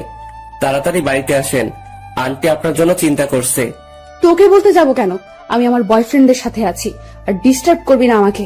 যত ছোট লোক কোথাকার। ঈশিতার কথা শুনে আমার পায়ের নিচের মাটি সরে গেল। ঈশিতার বয়ফ্রেন্ড আছে? ভাবতেই চোখ দুটো ভিজে গেল পানিতে। বুক ফেটে কান্না আসছে। আমার ভালোবাসা কখনো ঈশিতা বুঝলো না, শুধু অবহেলাই করে গেল। তবে কি ঈশিতাকে আমার নিজের করে আর কখনো পাবো না? কখনো কি আর হবে না ঈশিতার ভালোবাসা পাওয়া? অনেক কান্না করলাম। ভালোবাসার মানুষটির অবহেলা মৃত্যুর সমান। কান্না করতে করতে কখন ঘুমিয়ে পড়েছি ঠিক মনে নেই। ঘুম থেকে উঠে ফ্রেশ হয়ে নিলাম। বারবার শুধু ঈশিতার কথাগুলো মনে পড়ছে। তবে কি চিরতরে হারাতে হবে ঈশিতাকে? আর যেইভাবে অবহেলা করছে তাতে ঈশিতা না থাকা ভালো, কিন্তু প্রিয় মানুষটির কাছ থেকে অবহেলা করলে তা না পাওয়ার চেয়েও ভালো। কিন্তু আমি যে এত অবহেলা নিতে পারছি না, কিন্তু একদিন ওর অবহেলা গুলাও খুব মিস করব। আমাকেও কিছু একটা করতে হবে, এমন কিছু করব যাতে ঈশিতা নিজেই আমার কাছে আসে। নাস্তা করে কলেজে যাওয়ার জন্য রেডি হয়ে নিলাম। এরপর গাড়ি নিয়ে কলেজে চলে আসলাম। মনে পড়ে সেই দিনগুলো যখন আমি আর ঈশিতা একসাথে কলেজে আসতাম। আমি সবসময় ক্লাসে চুপটি মেরে বসে থাকতাম, আর ঈশিতা ওর ফ্রেন্ডের সাথে কত মজা করত। আমি গাড়িটা পার্ক করে চলে আসলাম। বসে আছি নিজের বেঞ্চে, হঠাৎ কোথা থেকে একটা মেয়ে এসে আমার পাশে বসে পড়লো। আরে দিশা, তুমি? হ্যাঁ আমি। কেমন আছো? ভালোই, তুমি? আমিও ভালো আছি। দিশা, একটা কথা ছিল। বলো, সমস্যা নাই। সত্যি কথা বলতে হবে কিন্তু। আরে বাবা, সত্যি বলবো। আচ্ছা, ঈশিতার কি কোনো বয়ফ্রেন্ড আছে? তুমি কি জানো? না তো, আমার জানা মতে কেউই নাই। কেন, কি হয়েছে বলো তো? না, তেমন কিছুই না। বুঝলাম, তেমন কিছু না, তবুও বলো তুমি। আসলে ঈশিতা আমাকে কালকে বলল ওর নাকি বয়ফ্রেন্ড আছে। আরে বলো কি, আমাকে তো কখনো বলে নাই। আর তুমি থাকতে অন্য কোনো ছেলে কেন থাকবে? তুমি না ওর স্বামী? দিশা, তুমি তো জানো আমি ওর নামের স্বামী, অধিকারে না। জনি, তোমাকে একটা কথা বলবো, রাখবা আমার কথা? আচ্ছা বলো, কি করতে হবে? না, আগে আমাকে কথা দিতে হবে। আচ্ছা দিলাম, এখন তো বলো। চলো না, আমরা আজকে ক্লাস না করে ঘুরবো। অনেক দিন হলো যায় না। চলো না প্লিজ। কিন্তু ক্লাস? তুমি কিন্তু কথা দিয়েছো, যেতে তো হবেই। কি আর করা যায়, কথা যখন দিয়ে দিয়েছি তাহলে কথা মতো কাজ করতে হবে। এরপর গাড়ি নিয়ে আমি আর দিশা বেরিয়ে পড়লাম। উদ্দেশ্য নদীর পাড়ে যাব। এরপর আমরা আমাদের গন্তব্যস্থলে চলে গেলাম। বসে আছি নদীর পাড়ে একটা গাছের নিচে। কি সুন্দর প্রকৃতি, যার বর্ণনা দিয়ে শেষ করা যায় না। দিগন্ত বিস্তৃত নদী, নদীর ওপরে সারি সারি গাছ, চারিদিকে হালকা রোদের তাপ, আর দক্ষিণের বাতাস এসে মনে দোলা দিয়ে যাচ্ছে। সব মিলিয়ে একটা মনোমুগ্ধকর পরিবেশ। জনি, কি ভাবো? এই যে কত সুন্দর প্রকৃতি, দিগন্ত বিস্তৃত নদী, এর পারে আমরা দুইজন পাশাপাশি একটা গাছের নিচে বসে আছি। এই সময়টা আরো সুন্দর হয় যখন প্রিয় মানুষটি পাশে থাকে। কিছু বললাম না, চুপচাপ করে বসে রইলাম। কি হয়েছে, বসে আছো যে? কথা বলো না কেন? না, এমনিতেই। আচ্ছা, তুমি কি এখনো ঈশিতাকে ভালোবাসো? বাসি তো, আগের মতোই ভালোবাসি। তুমি কাকে ভালোবাসো বললে না তো? আমিও একজনকে খুব ভালোবাসি, তবে বলতে পারছি না, কারণ ওর যে এখন বউ আছে। ও মা, বলো কি? তাহলে কে সে? আচ্ছা দাঁড়াও। এই কথা বলে ঈশিতা তার ব্যাগ থেকে একটা গোলাপ ফুল বের করলো এবং আমার সামনে হাঁটু গেড়ে বসে পড়লো। হবে কি তুমি আমার রাত জাগার কারণ? হবে কি তুমি আমার স্বপ্ন দেখার কারণ? জানো, তোমাকে আমি সেই ছোট থেকেই ভালোবাসতাম। যেদিন ঈশিতার সাথে তোমাকে প্রথম দেখেছি, সেদিন থেকে তোমাকে ভালোবেসে ফেলেছি। শুধুমাত্র ঈশিতার জন্য কোনোদিন বলে উঠতে পারি নাই। প্লিজ ফিরিয়ে দিও না, খুব ভালোবাসি তোমাকে। জানো, ঈশিতা যেই দিন তোমাকে কলেজের সবার সামনে অপমান করতো, সেদিন আমি মুখ বুঝে কান্না করতাম। ঈশিতা তো তোমাকে আর ভালোবাসে না, আর ওর বয়ফ্রেন্ডও আছে। তাহলে আমাকে ফিরিয়ে দিও না প্লিজ। আমি মুচকি হেসে দিশা নিচু থেকে উঠিয়ে পাশে বসালাম, ফুলটাও নিলাম। দিশা, তুমি তো জানো আমি ঈশিতাকে ভালোবাসি, আর যদি ভালো না বাসতাম তাহলে এত অবহেলা কষ্টের মাঝে ওর কাছে পড়ে থাকতাম না। আর তোমার এইগুলা ভালোবাসা না, সব আবেগ। দেখবে সব আগের মতো ঠিক হয়ে যাবে। দেখবে আমার থেকে আরো 1000 গুণ ভালো ছেলে আসবে। 1000 গুণ ভালোবাসবে, কিন্তু তোমার মতো না। প্লিজ ফিরিয়ে দিও না। তোমাকে না পেলে আমি কিন্তু আত্মহত্যা করব। আরে কান্না করছো কেন? আর আত্মহত্যা করতে হবে না, তবে আমাকে কিছুদিন সময় দিতে হবে। তুমি তো জানো আমি কত ডিপ্রেশনে আছি, আমাকে কিছুদিন সময় দিতে। এই কথা বলার সাথে সাথে মেয়েটা আমাকে জড়িয়ে ধরলো। আমি শুধু মুচকি হাসলাম আর ওর মাথায় হাত রাখলাম। বুঝলাম না, আমি তো এখনো হ্যাঁ বলি নাই, এতেই এত খুশি। মেয়েটা খুব ইমোশনাল। এরপর আমার থেকে দিশাকে ছাড়িয়ে দিলাম। আচ্ছা দিশা, তুমি কি আমাকে পাবে? আমার তো মনে হয় আমাদের ভালোবাসা পূর্ণতা পাবে না। সব ভালোবাসা কি পূর্ণতা পায়? কিছু কিছু ভালোবাসা অসম্পূর্ণ রয়ে যায়। আমাদেরটাও না হয় অপূর্ণ থাকবে, আর আমার পাগলটাকে না হয় সারা জীবন দূর থেকেই ভালোবেসে যাব। তবে যেই কয়দিন আছি তোমার সাথেই থাকতে চাই। বুঝলাম। আচ্ছা দিশা, আমাকে এখন উঠতে হবে। চলো। এরপর আমি দিশাকে ওদের বাড়িতে পৌঁছে দিলাম। আমি কিন্তু তোমার উত্তরের অপেক্ষায় আছি, তবে উত্তরটা কিন্তু হ্যাঁ হতে হবে। Okay bye, see you tomorrow. Okay bye. এরপর আমি বাসায় চলে আসলাম। ফ্রেশ হয়ে দুপুরে খেয়ে শুয়ে পড়লাম, কিন্তু ঘুম আসছে না। কি করব ঠিক বুঝতে পারছি না। একদিকে ঈশিতাকে বলতে পারবো না, অন্যদিকে দিশাকেও কষ্ট দিতে পারবো না। চরম একটা পরীক্ষার সম্মুখীন হলাম। ঈশিতাকে বলতে পারবো না আর দিশাকে কষ্ট দিতে পারবো না, কারণ প্রিয় মানুষটি অবহেলা করলে তা কত কষ্টের আমি বুঝি। কিন্তু আমি তো ঈশিতাকে ছাড়তে পারবো না, আবার দিশাকেও কষ্ট দিতে পারবো না। ঘুম আসছেই না, তাই উঠে গেলাম। ধীরে ধীরে ঈশিতার রুমের দিকে এগোতে লাগলাম। ও রুমের সামনে দাঁড়িয়ে আছি, কিন্তু নক করতে ভয় করছে। তবুও নক করলাম। ঈশিতা, আসবো? আয়। আর আমার নাম ধরে আর কখনো ডাকবি না। আজকে মনটা একটু ভালো আছে, তাই এরকম ব্যবহার করছি। বেশি বাড়াবাড়ি করলে কিন্তু তোর অবস্থা খারাপ করে দিব। আমি দরজায় এসে ভাবতে লাগলাম, আমাকে অবহেলা করে ওনার মনটা ভালো আছে। আসলে এই পৃথিবীর মানুষগুলো বড়ই আজব। ওই, কি হয়েছে? দাঁড়িয়ে আছিস কেন? আর কি বলবি তাড়াতাড়ি বল। না মানে একটা কথা ছিল, যদি কিছু মনে না করেন তাহলে বলতে পারি। এত ন্যাকামো না করে কি বলবি বল। আপনি কেন এইরকম করেন আমার সাথে? আমি তো আপনার স্বামী। আমার দোষটা কি? কারণে আমাকে প্রতিনিয়ত অবহেলা করে যাচ্ছেন? কেন বারবার কষ্ট দিচ্ছেন? কোন পাপের শাস্তি দিচ্ছেন আমাকে? আমি তোর এত প্রশ্নের উত্তর দিতে বাধ্য নই। আর তোকে আমি আগেই বলেছি, আমি তোকে ভালোবাসি না। তোকে দেখলে আমার ঘৃণা হয়। এই বাড়িতে শুধু আব্বু আম্মুর জন্য তোকে রেখেছি। যেভাবে আছিস সেভাবেই থাক। আমার কাছে স্বামীর অধিকার নিয়ে আসবি না। এখন আমার রুম থেকে চলে যা, আমাকে আর ডিস্টার্ব করবে না। যত সব ছোট লোক আসছে আমার কাছে ভালোবাসা পেতে। চলে যাচ্ছি, তবে এই রুম থেকে নয়, এই বাড়ি থেকে একদিন চলে যাব। চিরতরের জন্য চলে যাব। কোনো ছোট লোক আর আপনার কাছে আসবে না স্বামীর অধিকার চাইতে। কেউ আর বলবে না ভালোবাসি আপনাকে। কথাগুলো বলে চোখের পানি মুছতে মুছতে চলে আসলাম। এরপর আন্টি রুমে গেলাম। আন্টি, আসবো? বাবা আয়। কিচ্ছু বলবি? আন্টি, তোমার অনুমতি ছাড়া আমি এই কাজ করতে পারবো না। আচ্ছা বল, কি কথা? আর অনুমতি তো অবশ্যই দিব। আসলে আন্টি, আমি আর ঈশিতার অবহেলা নিতে পারছি না। একটু মুক্তি পেতে চাই এই মায়াজাল থেকে। বাঁচতে চাই নিজের মতো করে।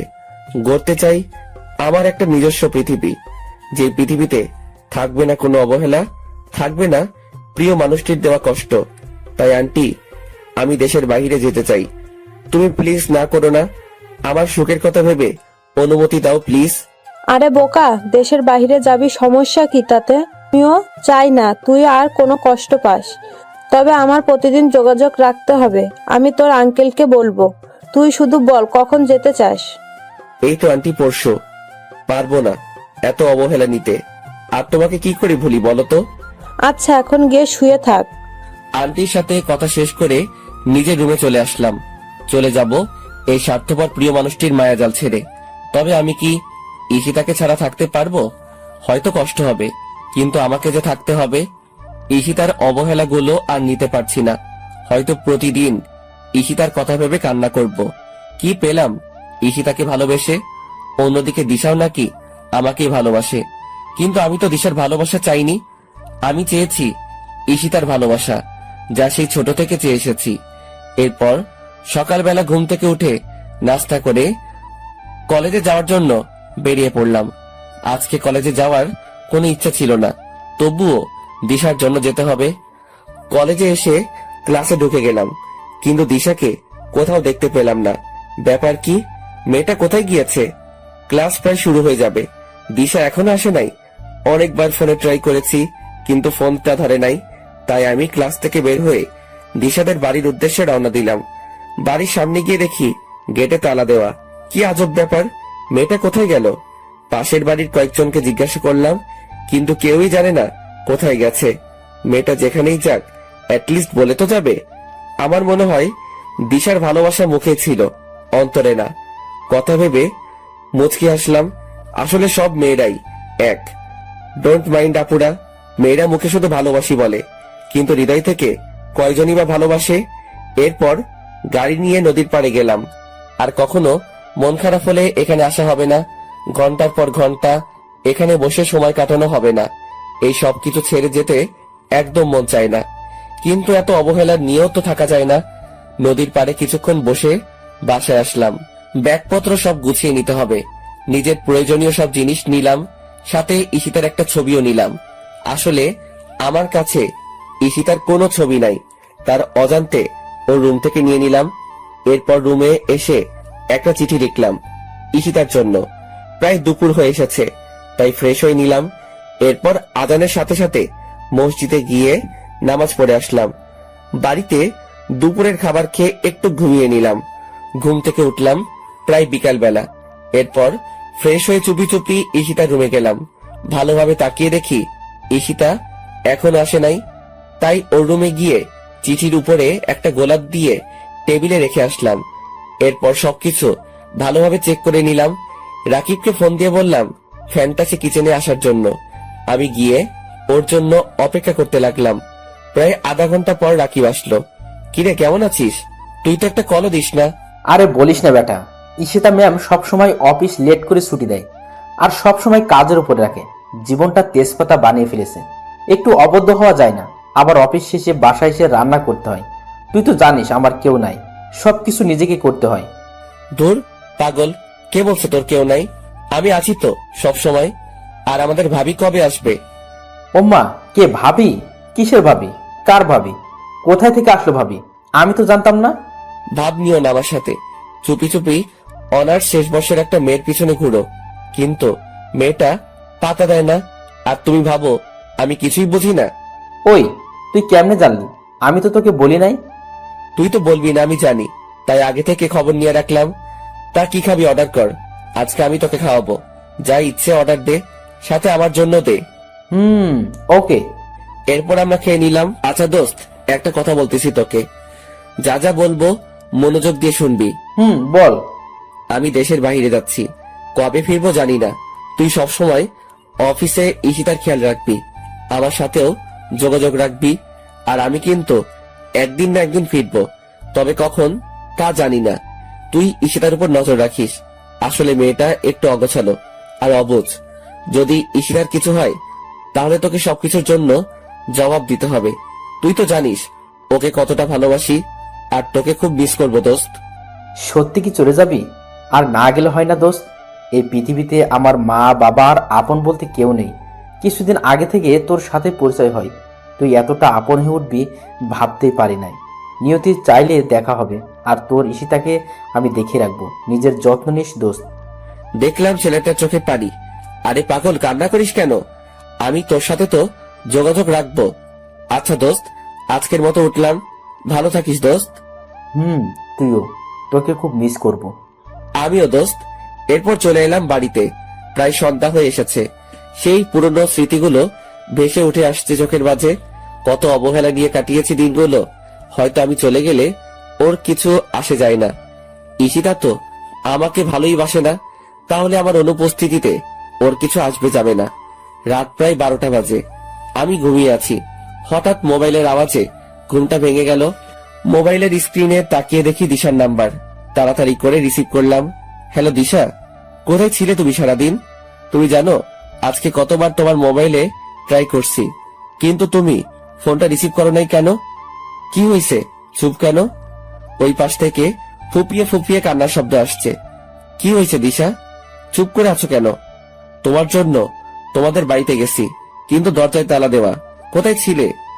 তোমাকে উত্তরটাও দেওয়া হয় নাই। হঠাৎ মোবাইলটা কেটে গেল। বুঝলাম না মেয়েটা হঠাৎ করে কোথায় উধাও হয়ে গেল। আবার ফোন দিয়ে কান্না করছে, কিন্তু কোনো কথা বলছে না। মেয়েটা এমন কেন করলো? এরপর আবার ঘুমিয়ে গেলাম। কালকে সকাল 8:30 ফ্লাইট, তাড়াতাড়ি উঠতে হবে। খুব সকালবেলায় ঘুমটা ভাঙলো। আমি তাড়াতাড়ি উঠে ফ্রেশ হয়ে নামাজ পড়তে চলে গেলাম। নামাজ পড়ে বাড়িতে ফিরে আসলাম। আন্টি রুমের পাশ দিয়ে উপরে যাওয়ার সময় আন্টি আমাকে ডাক দিলেন। আমি গিয়ে আন্টির পাশেই বসলাম। আন্টি এখনো নামাজের বিছানায় বসে আছে। আমি ওনার কাছে গিয়ে বসাতে আন্টি আলতো করে আমার কপালে একটা চুমু দিলেন। আন্টি কিছু বলবে নাকি? বাবা, চলে তো যাচ্ছিস আমাদের ছেড়ে। শেষবারের মতো না হয় খাইয়ে দেই নিজের হাতে তোকে। আর কখনো সময় হবে কিনা জানি না। কি খাবি না? খাবো তো, তুমি নিয়ে আসো, আমি এইখানে আছি, মুচকি এসে বললাম। এরপর আন্টি আমাকে নিজেতে খাইয়ে দিলেন। আমি চুপচাপ সবগুলো খেয়ে নিলাম। আর কখনো খাওয়া হবে কিনা জানি না, খেয়ে চলে আসলাম। এরপর সবকিছু ভালোভাবে প্যাক করে নিলাম। প্রায় 7:30 বেজে গেছে। আমি ধীরে ধীরে ঈশিতার রুমের দিকে গেলাম। অবাক হওয়ার বিষয়, ওর রুমের দরজাটা খোলা। আমি হালকা উকি দিলাম। ঘরে তো কেউই নাই। চিঠিটা এখনো টেবিলের উপর পড়ে আছে। শেষবারের মতো ঈশিতাকে দেখা হলো না। এরপর আমি ঈশিতার সাথে দেখা না দিয়ে গাড়ি নিয়ে এয়ারপোর্টের উদ্দেশ্যে বেরিয়ে পড়লাম। আমার সাথে আন্টি আঙ্কেল যাচ্ছেন আমাকে এগিয়ে দিতে। খেয়াল করলাম আন্টি পুরো রাস্তা মন খারাপ করে রয়েছেন। গাড়ি এসে থামলো এয়ারপোর্টের সামনে। এরপর আমি আঙ্কেলের থেকে সবকিছু বুঝে নিলাম। আমি আসার সময় আন্টি অনেক কান্না করতে লাগলো। আন্টি, তুমি যদি এইরকম কান্না করো তাহলে আমি কিভাবে যাব? এরপর আন্টি চোখের পানি মুছে নিলেন। আমি গিয়ে আন্টিকে বললাম, সময় মতো ওষুধ খাবে, নিজের প্রতি যত্ন নিবে, আঙ্কেলকে দেখে রাখবে। আর আমি তোমার সাথে প্রতিদিন কথা বলবো, তবে ঈশিতা যেন না জানতে পারে। আমার কথা শুনে আন্টি শুধু মাথা নাড়ালো। এরপর আমি ওদের কাছ থেকে বিদায় নিয়ে এয়ারপোর্টে ঢুকে পড়লাম। আবার কখন দেখা হবে জানা নেই। নিজের অজান্তেই চোখ ভিজে এলো। প্রিয় মানুষগুলো, প্রিয় দেশটি ছেড়ে চলে যেতে হবে বিদেশে। এরপর ঠিক সময় প্লেন টেক অফ করলো। তখন মন চাইছে প্লেনের জানালা ভেঙে নেমে যাই, কিন্তু তখন তো আর কোনো পথ খোলা ছিল না। এরপর তো তুমি সবই জানো অর্পা, আমার ইংল্যান্ডে আসা, তোমার সাথে পরিচয় হওয়া, পরিচয় থেকে বন্ধুত্ব। তুমি আমাকে কতটা ভালোবাসো ঠিক অনুভব করতে পারছি না। হয়তো আমি ঈশিতাকে যতটুকু ভালোবাসি তার থেকে বেশি ভালোবাসি, আবার এর থেকে কম হতে পারে। তুমি জানো অর্পা, আমার প্রতিটা মুহূর্তে ঈশিতার কথা মনে পড়তো। খেয়াল করে দেখলাম মেয়েটা কান্না করছে। আমার কথাগুলো শুনে ওকে সান্ত্বনা দেওয়ার ভাষা আমার নেই। হঠাৎ অর্পা চোখ মুছে আমাকে হাসি মুখে বলল, কি হয়েছে? কেকটা কাটবে না নাকি খালি পেটে থাকতে হবে? নাও, তাড়াতাড়ি করো। এরপর আমি কেকটা কাটলাম আর বলতে লাগলাম, happy birthday to you, happy birthday dear Ishita. এরপর কেকটা একটু অর্পাকে খাইয়ে দিলাম। আমি আর নিজেকে সামলাতে পারছি না, বুক ফেটে কান্না আসছে। তাই আমি অর্পাকে ছাদে রেখেই নিচে চলে আসলাম। আজকে ঈশিতার জন্মদিন ছিল। এই দেশের মাটিতে প্রায় 5 বছর পার করে ফেললাম। প্রতি বছর ঈশিতার জন্মদিন পালন করতাম আমি। অর্পা মেয়েটা হচ্ছে আমার কলিগ, আমরা একই অফিসে কাজ করি। মেয়েটাও বাঙালি। অর্পা এই দেশে আসে ওর আব্বু আম্মুর কারণে। ওদের মধ্যে নাকি মিল নেই, সারাদিন নাকি ঝগড়া করে। তাই অর্পা রাগ করেই ওদের ছেড়ে এখানে চলে আসে। বাঙালি হওয়ায় মেয়েটার সাথে বন্ধুত্ব করে নিলাম। এরপর থেকে নাকি মেয়েটা আমাকে ভালোবেসে ফেলে। আমি জানি প্রিয় মানুষটিকে না পেলে কত কষ্টে থাকতে হয়। যদি আমার কোনো পিছুটান না থাকতো তাহলে আমি অর্পাকে আপন করে নিতাম। প্রতি বছর ঈশিতার জন্মদিন পালন করার সময় অর্পা আমার কাছ থেকে আমার আর ঈশিতার গল্পটা শুনতে চাইতো। তাই আমি আমার জীবনের সব ঘটনা বললাম ওকে। আমার কথা শুনে অর্পা একদম কান্না করে দিল। এরপর আমিও রুমে এসে অনেক কান্না করলাম। ঈশিতার সাথে দেখা হবে কিনা জানি না। এরপর দরজা ওপাশ থেকে অর্পা আমাকে ডাকতে লাগলো, এই জনি, দরজা খুলো। কি হয়েছে তোমার? ছাদ থেকে এভাবে চলে আসলে কেন? তাড়াতাড়ি দরজা খুলে বলছি। তোমার জন্য নিজ হাতে রান্না করে এনেছি, তুমি খাবে না? দরজা খুলে বলছি। আমি খাবো না অর্পা, আমার খিদা নেই, তুমি এখন যাও। ওই, তোকে বলছি না দরজা খুলতে? তাড়াতাড়ি দরজা খুলে দে, না হয় তোর মাথা পাঠাবো। আমি ভয়ে তাড়াতাড়ি দরজাটা খুলে দিলাম। কি মেয়ে রে বাবা, আমাকে সামান্য জিনিসের জন্য ঝাড়ি দেয়? ওই, তোমার সমস্যা কি? খাবে না কেন? তোমার জন্য এত কষ্ট করে রান্না করলাম, এখন তুমি কি চাও আমি এইগুলো ফেলে দেই? না, তার আর দরকার হবে না, তুমি খাবার দাও, আমি খেয়ে নিচ্ছি। জনি, একটা কথা বলি, রাখবা প্লিজ? আরে বলো, সমস্যা নাই, আমি তোমার কথা রাখবো। আর বেস্ট ফ্রেন্ডের কথা কি ফেলা যায়? আমি তোমাকে খাইয়ে দেই প্লিজ, শুধু আজকের জন্য, আর কখনো তো সুযোগ হবে না, শুধু একটা বার প্লিজ। কি দিবে না? দাও, সমস্যা নাই। এরপর অর্পা আমাকে খাইয়ে দিল। মেয়েটা আমাকে এতটা ভালোবাসে আমি ভাবতেই অবাক হচ্ছি। শুধুমাত্র আন্টি ছাড়া আর কেউ আমাকে এইরকম ভালোবাসেনি। আর আজকে অর্পা। খাওয়া শেষ করে উঠে আমি সোফায় বসে রইলাম। এরপর অর্পা এসে আমার পাশে বসলো। জনি, একটা জিনিস চাইবো, দিবা? বলো, কি চাও? আমাকে একবার জড়িয়ে ধরবে প্লিজ? প্রেমিকা হিসেবে না, ফ্রেন্ড হিসেবে প্লিজ। তোমাকে তো আর আমি পাবো না, কিন্তু একটু জড়িয়ে ধরতে পারি। পারো। বলার সাথে সাথেই মেয়েটা এসে আমাকে জড়িয়ে ধরলো আর কান্না করে দিল। আমি কিছু বলছি না, কি বলবো আমি? আমার কাছে কি উত্তর আছে? আমি শুধু অর্পার মাথায় হাত রাখলাম। মেয়েটা আমাকে কত ভালোবাসে, কিন্তু আমি তো ওকে ভালোবাসতে পারবো না, কারণ আমি শুধু ঈশিতাকেই ভালোবাসি, আর কাউকে ঈশিতার স্থানটা দিতে পারবো না। এরপর অর্পা আমাকে ছেড়ে দিয়ে কান্না করতে করতে চলে গেল। আমি আর কোনো কিছু না ভেবে ঘুমিয়ে পড়লাম। চিন্তা করলাম পরশু দেশে ফিরে যাব। অনেক তো হলো এভাবে, এখন থেকে না হয় আমার নতুন করে অবহেলা পেতে শুরু করব, তবুও মনের ভিতর কোনো শূন্যতা অনুভব হবে না। এরপর সকালবেলা ঘুম থেকে উঠে ফ্রেশ হয়ে নিলাম, নাস্তা করে রেডি হয়ে অফিসে চলে আসলাম। সারাদিন অফিসে কাজ করে বাসায় আসলাম। অফিস থেকে আসার সময় অর্পাকে বলে দিলাম আমি কালকে বাংলাদেশে ফিরে যাব। ও যদি যেতে চায় তাহলে আমার সাথে যেতে পারে। আমার কথা শুনতে অর্পা খুশিতে রাজি হয়ে গেল। এরপর আমি সকালবেলায় সবকিছু গুছিয়ে নিলাম, অর্পাকে দিয়ে ওর অ্যাপার্টমেন্ট থেকে নিয়ে আসলাম। এয়ারপোর্টে সবকিছু চেক শেষে আমি প্লেনে এসে বসলাম। প্লেনটা যথাসময় চলতে শুরু করলো। প্রায় 4 ঘন্টা পর প্লেন এসে থামলো বাংলাদেশ এয়ারপোর্টে। নিজের দেশের মাটিতেই পা ফেলতেই সব ক্লান্তি দূর হয়ে গেল। এরপর একটা গাড়ি নিয়ে আমি আর অর্পা বাসায় চলে আসলাম। সেই চিরচেনা বাড়িটায় দরজায় দাঁড়িয়ে কলিং বেলে চাপ দিলাম। একটু পর আন্টি এসে দরজা খুলে দিলেন আর আমাকে দেখে ভীষণ অবাক হলেন। খুশিতে আত্মহারা হয়ে আমাকে জড়িয়ে ধরে কান্না করে দিলেন। আমি আন্টির সাথে কান্না করে দিলাম। প্রায় 4 বছর পর আবার আপন মানুষগুলোকে দেখতে পেলাম। কেমন আছো আন্টি? আগে ভালো ছিলাম না, তুই এসে গেছিস, এখন অনেকটা ভালো আছি। তুই কেমন আছিস? আমিও ভালো আছি। কি অবস্থা হয়েছে তোর? একদম শুকিয়ে গেছিস, ঠিক মতন খাবার খাস না। এতগুলো দিন পর আমাদের কথা মনে পড়লো? তোমাদের কথা তো ঠিকই মনে পড়ে। আন্টি, ঈশিতা কোথায়? কেমন আছে ঈশিতা? ঈশিতা ওর ঘরে আছে। কেমন আছে তুই গিয়ে জিজ্ঞাসা কর। আর সাথে মেয়েটা কে বাবা? ওহ আন্টি, তোমাকে তো পরিচয় করিয়ে দেই নাই। ও হচ্ছে অর্পা, আমার ফ্রেন্ড। আর অর্পা, উনি হচ্ছে ঈশিতার আম্মু। তোমাকে তো বলেছি। কেমন আছেন আন্টি? আলহামদুলিল্লাহ ভালোই আছি, তুমি কেমন আছো? জি আন্টি, আমিও ভালো আছি। আন্টি, আঙ্কেলকে তো দেখতে পাচ্ছি না। আঙ্কেল কোথায়? তোর আঙ্কেল অফিসের কাজে বাহিরে গেছে, আজকেই চলে আসবে। আর কতক্ষণ মেয়েটাকে বাহিরে দাঁড় করিয়ে রাখবি? ভিতরে আয়। আন্টি। অর্পা, ভিতরে আসো। এরপর আমি আর অর্পা ভিতরে চলে গেলাম। অর্পাকে গেস্ট রুমটা দেখিয়ে দিলাম। এরপর আমি আমার রুমে চলে আসলাম। নিজের সেই রুমটাতে আবার অনেকগুলো দিন পর এলাম, কিন্তু অবাক হওয়ার বিষয়, আমার রুমটা একদম গোছানো, সবকিছু পরিষ্কার। মনে হয় কেউ প্রতিদিন এসে পরিষ্কার করে যায়। এত কিছু না ভেবে আমি ফ্রেশ হতে চলে গেলাম। এরপর নিচে নাস্তা করতে চলে গেলাম। সাথে অর্পাকে নিয়ে এলাম। মেয়েটা হয়তো লজ্জায় কোনো কিছু বলতে পারবে না। আন্টি আমাদেরকে নাস্তা দিলেন। আমি খেয়ে যাচ্ছি, কিন্তু গলা দিয়ে নামতেছে না। কারণ একটাই, ঈশিতা। আসার পর থেকে ঈশিতাকে দেখতেছি না। ব্যাপার কি? মেয়েটা কোথায় গেল? আন্টি, ঈশিতা কোথায়? নাস্তা করবে না? আসার পর থেকে তো একবারও দেখলাম না। কি জানি বাবা কি হয়েছে, তুই যাওয়ার পর থেকে মেয়েটা একদম বদলে গেছে।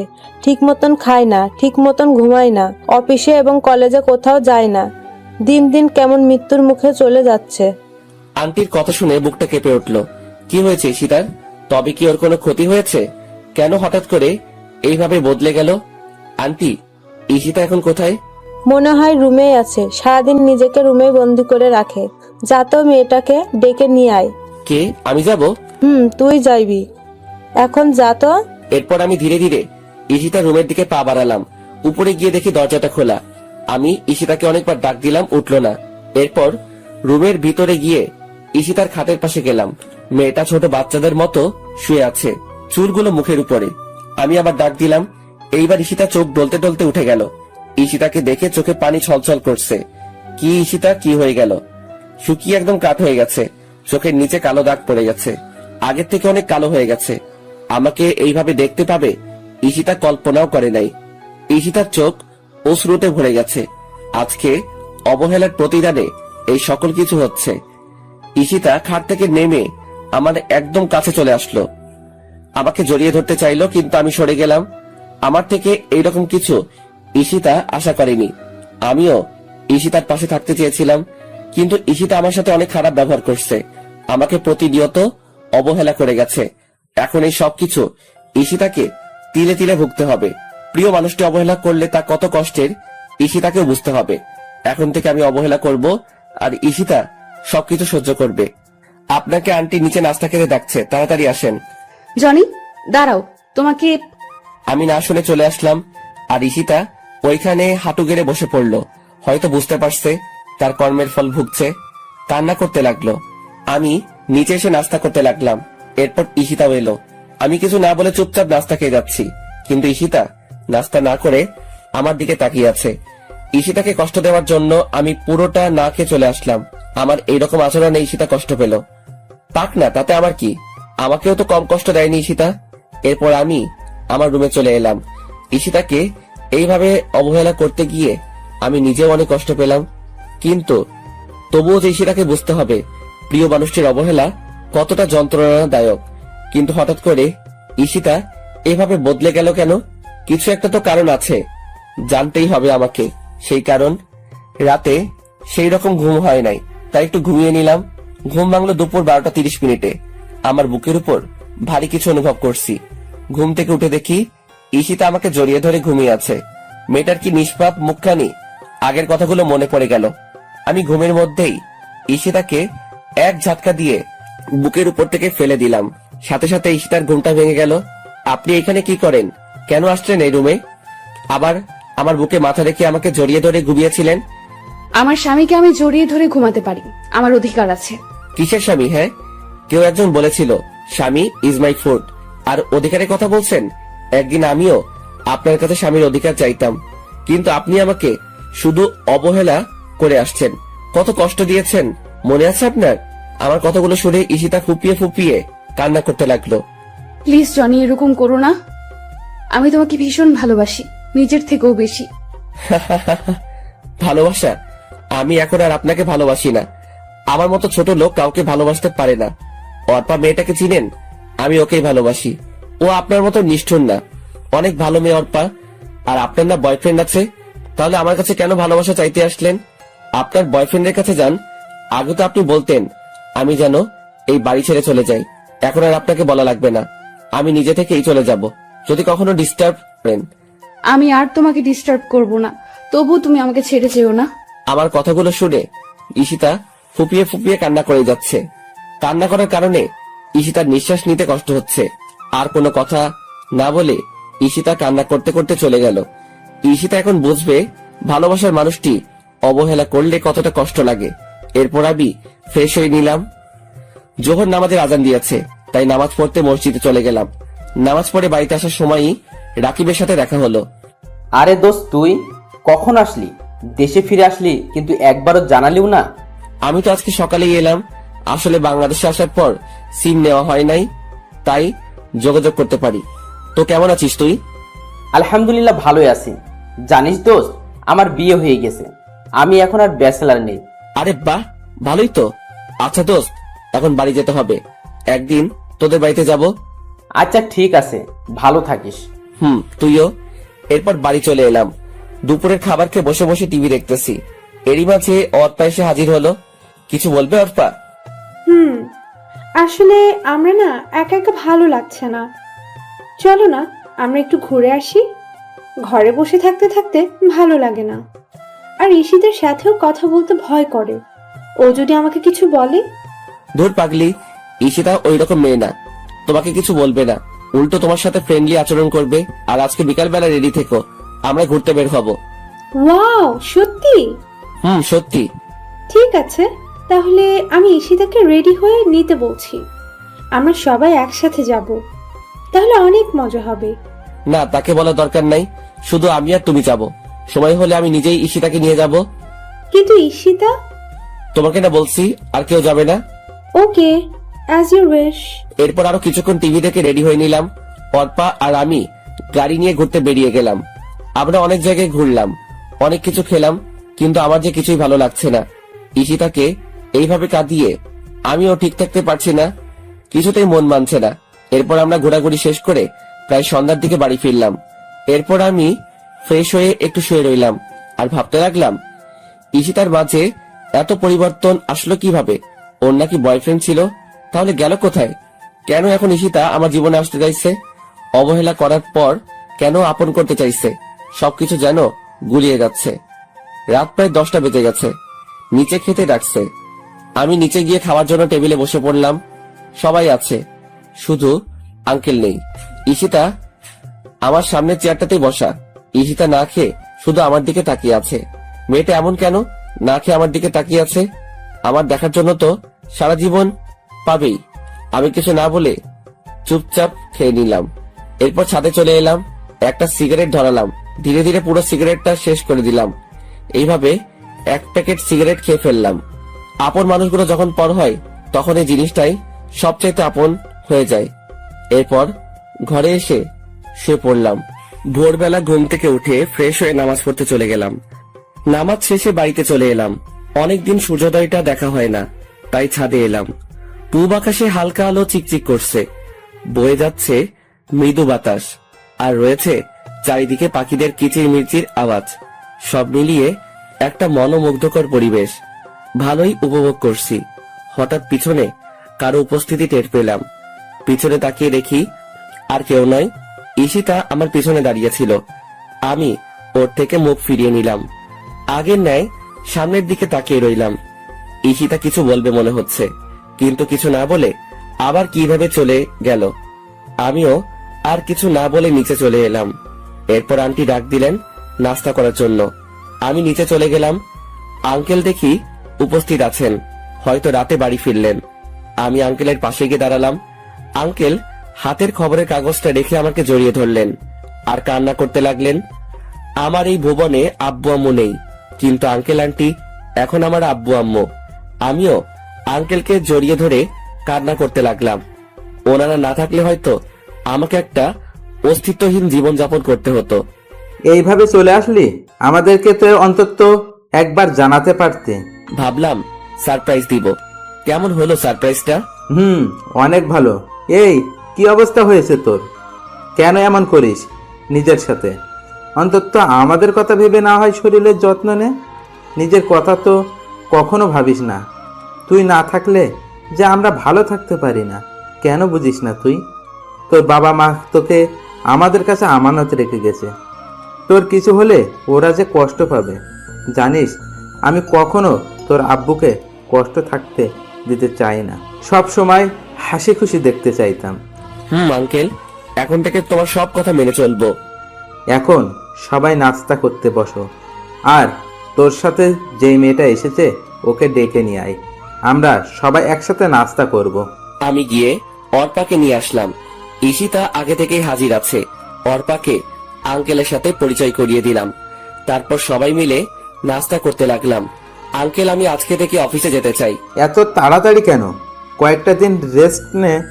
এমনিতে অনেক দিন পর এসেছিস, সবার সাথে একটু সময় কাটা। না আঙ্কেল, বাড়িতে বসে থাকতে ভালো লাগে না। আচ্ছা বাবা, তুই যা ভালো বুঝিস কর। Thank you uncle. রুমে এসে অফিসে যাওয়ার জন্য রেডি হচ্ছি। ওই সময় অর্পা আমার রুমে এসে হাজির। কিছু বলবে নাকি? আসলে আমার না একা একা বাড়িতে ভালো লাগবে না, যদি তোমার সাথে নিয়ে যেতে। আচ্ছা, সমস্যা নাই, তুমি গিয়ে তৈরি হয়ে নাও, আমরা খুব তাড়াতাড়ি বের হব। হুম, ঠিক আছে। অর্পা চলে গেল আর আমি আবার তৈরি হতে ব্যস্ত আছি। এরপর তৈরি হয়ে গাড়িতে অর্পার জন্য অপেক্ষা করতেছি। এরপর অর্পা আসলো, আমি গাড়ি চালাতে শুরু করলাম। এরপর আমরা চলে এলাম অফিসে। আমি গিয়ে বসের কেবিনে বসলাম, অর্পাকে আমার সাথে নিয়ে আসলাম। এরপর আমি পিয়নকে দিয়ে রাকিবকে আমার কেবিনে ডেকে নিয়ে আসলাম। ফিরে আসবো নাকি? দোস্ত আয়, আর তোর অনুমতি লাগবে না, যখন ইচ্ছা তখন আসতে পারবি। তা বুঝলাম, কিন্তু বাকিরা কি ভাববে বল? বসকে তুই করে ডাকলে কেমন দেখায় না?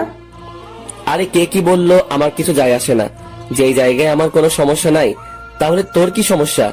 আর আমি তোকে বস হিসেবে বলছি, তুই এখন থেকে আমাকে তুই করে বলবি। আচ্ছা ঠিক আছে, তা কিছু বলবি নাকি? বলবো তো, তাই তো ডাকলাম তোকে। কি কথা ছিল মনে আছে তো? কি কথা ছিল? ওই যে তোর বাড়িতে যাব আর বউটাকে দেখবো কোন সেই হতবাকি যে তোর মতো পাগলের খপ্পরে পড়েছে। রাকিব মুচকি এসে বলল, সমস্যা কি? তুই বললে এখনই চল, আর দেখে নিস কে আমার খপ্পরে পড়েছে। আরে এখন না, দুপুরে লাঞ্চ টাইমে যাব। এখন তো অফিসে অনেক কাজ আছে। আর পরিচয় হয়ে নে, ও হচ্ছে অর্পা, আমার সাথে বিদেশে আমার কলিগ ছিল। আর অর্পা, ও হচ্ছে আমার ফ্রেন্ড রাকিব। তোমাকে তো ওর কথা বলছি। হাউ ফানি দোস্ত, যার দেশে এত বড় একটা অফিস আছে সে কিনা অন্য একটা অফিসে কাজ করছে। হ্যালো, কেমন আছেন? হাই, আলহামদুলিল্লাহ ভালো আছি ভাইয়া। আপনি কেমন আছেন ভাইয়া? আলহামদুলিল্লাহ ভালো। ওই সাইলেন্সার তার সাথে কিভাবে ফ্রেন্ডশিপ করলেন? সারাদিন তো মন মরা হয়ে বসে থাকতো। আমার মনে হয় বিদেশেও ওই রকম করেছে। ঠিক বলছেন। শুধু কাজের সময় কাজ করত আর সারাদিন বসে বসে সময় কাটিয়ে দিত। আমি ওদের কথাগুলো শুনছি আর মিট মিট করে হাসছি। পাগলগুলা বলে কি, সব সময় হাসি খুশি থাকার চেষ্টা করেও থাকতে পারতাম না। কেন জানি কিসের একটা শূন্যতা অনুভব হতো। এরপর রাকিব চলে যায়, আমি বসে বসে কাজ করতে লাগলাম আর অর্পা বসে বসে ফ্রি ফায়ার খেলতে লাগলো। বুঝি না মেয়েটা এই গেমটা কেমনে খেলা শিখলো, আমার থেকেও ভালো খেলতে পারে। তাই তো সবসময় আমার স্কোয়াডে রাখি। কাজ করতে করতে দুপুরের খাবার সময় হয়ে গেল, কিন্তু আমি এখনো কাজ করতে লাগলাম। অনেক কাজ পড়ে আছে। কিরে চল, আর কতক্ষণ অপেক্ষা করব? আমার কিন্তু ভীষণ খিদা লাগছে। কাজ এখন বন্ধ রাখ। ওই বেটা পেটুক, সবসময় খাই খাই করিস কেন? একটু অপেক্ষা কর, আমি কাজগুলো সেরে ফেলি। আচ্ছা তুই তাড়াতাড়ি কর, আমি আমার ডেস্কে আসি। কাজ শেষ হইলে আমার ডেকে নিস। এরপর রাকিব চলে গেল, আমি কাজে মনোযোগ দিলাম। প্রায় 15 মিনিট পর কাজ শেষ হয়ে এসেছে। এরপর আমি অর্পাকে সাথে নিয়ে রাকিবের সাথে তাদের বাড়িতে উদ্দেশ্যে রওনা হলাম। আমি আর রাকিব কথা বলতে বলতে যেতে লাগলাম। প্রায় কিছু সময় রাকিবের বাড়িতে চলে এলাম। বাড়িটা আমার আগে থেকে চেনা। এরপর আমরা গাড়ি থেকে নেমে গাড়িটা পার্ক করিয়ে নিলাম। রাকিব গিয়ে দরজায় নক করলো। প্রায় কিছু সময় পর দরজা খুলে দিল। ভিতর দিকে তাকিয়ে আমি বড়সড় একটা ধাক্কা খেলাম। ও এখানে কি করে? আরে দিশা, তুমি এখানে? মানে কিভাবে হলো এইসব? রাকিব, তুইও তো কিছু বলিস নাই। ঘরে চল, তারপর সব বলবো। আগে খেয়ে নে, তারপর সবাই বসে কথা বলবো। আর অফিসে এখন দেরি করে গেলেও কিছু হবে না, সব জানতে পারবি। কেন তোকে কিছু বলি নাই? কেন তোর কাছ থেকে এত কিছু লুকিয়ে রাখলাম? এখন চল।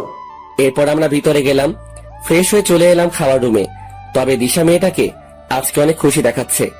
আমিও অনেক খুশি। মেয়েটা অন্তত একটা ভালো মানুষকে তো পেলো, কিন্তু ওই শালা রাকিব তো অন্য মেয়েকে ভালোবাসতো। তাহলে ওই মেয়েটার কি হলো? সবকিছু কেমন গুলিয়ে যাচ্ছে। কিরে, এত কি ভাবিস? সব কিছু জানতে পারবি।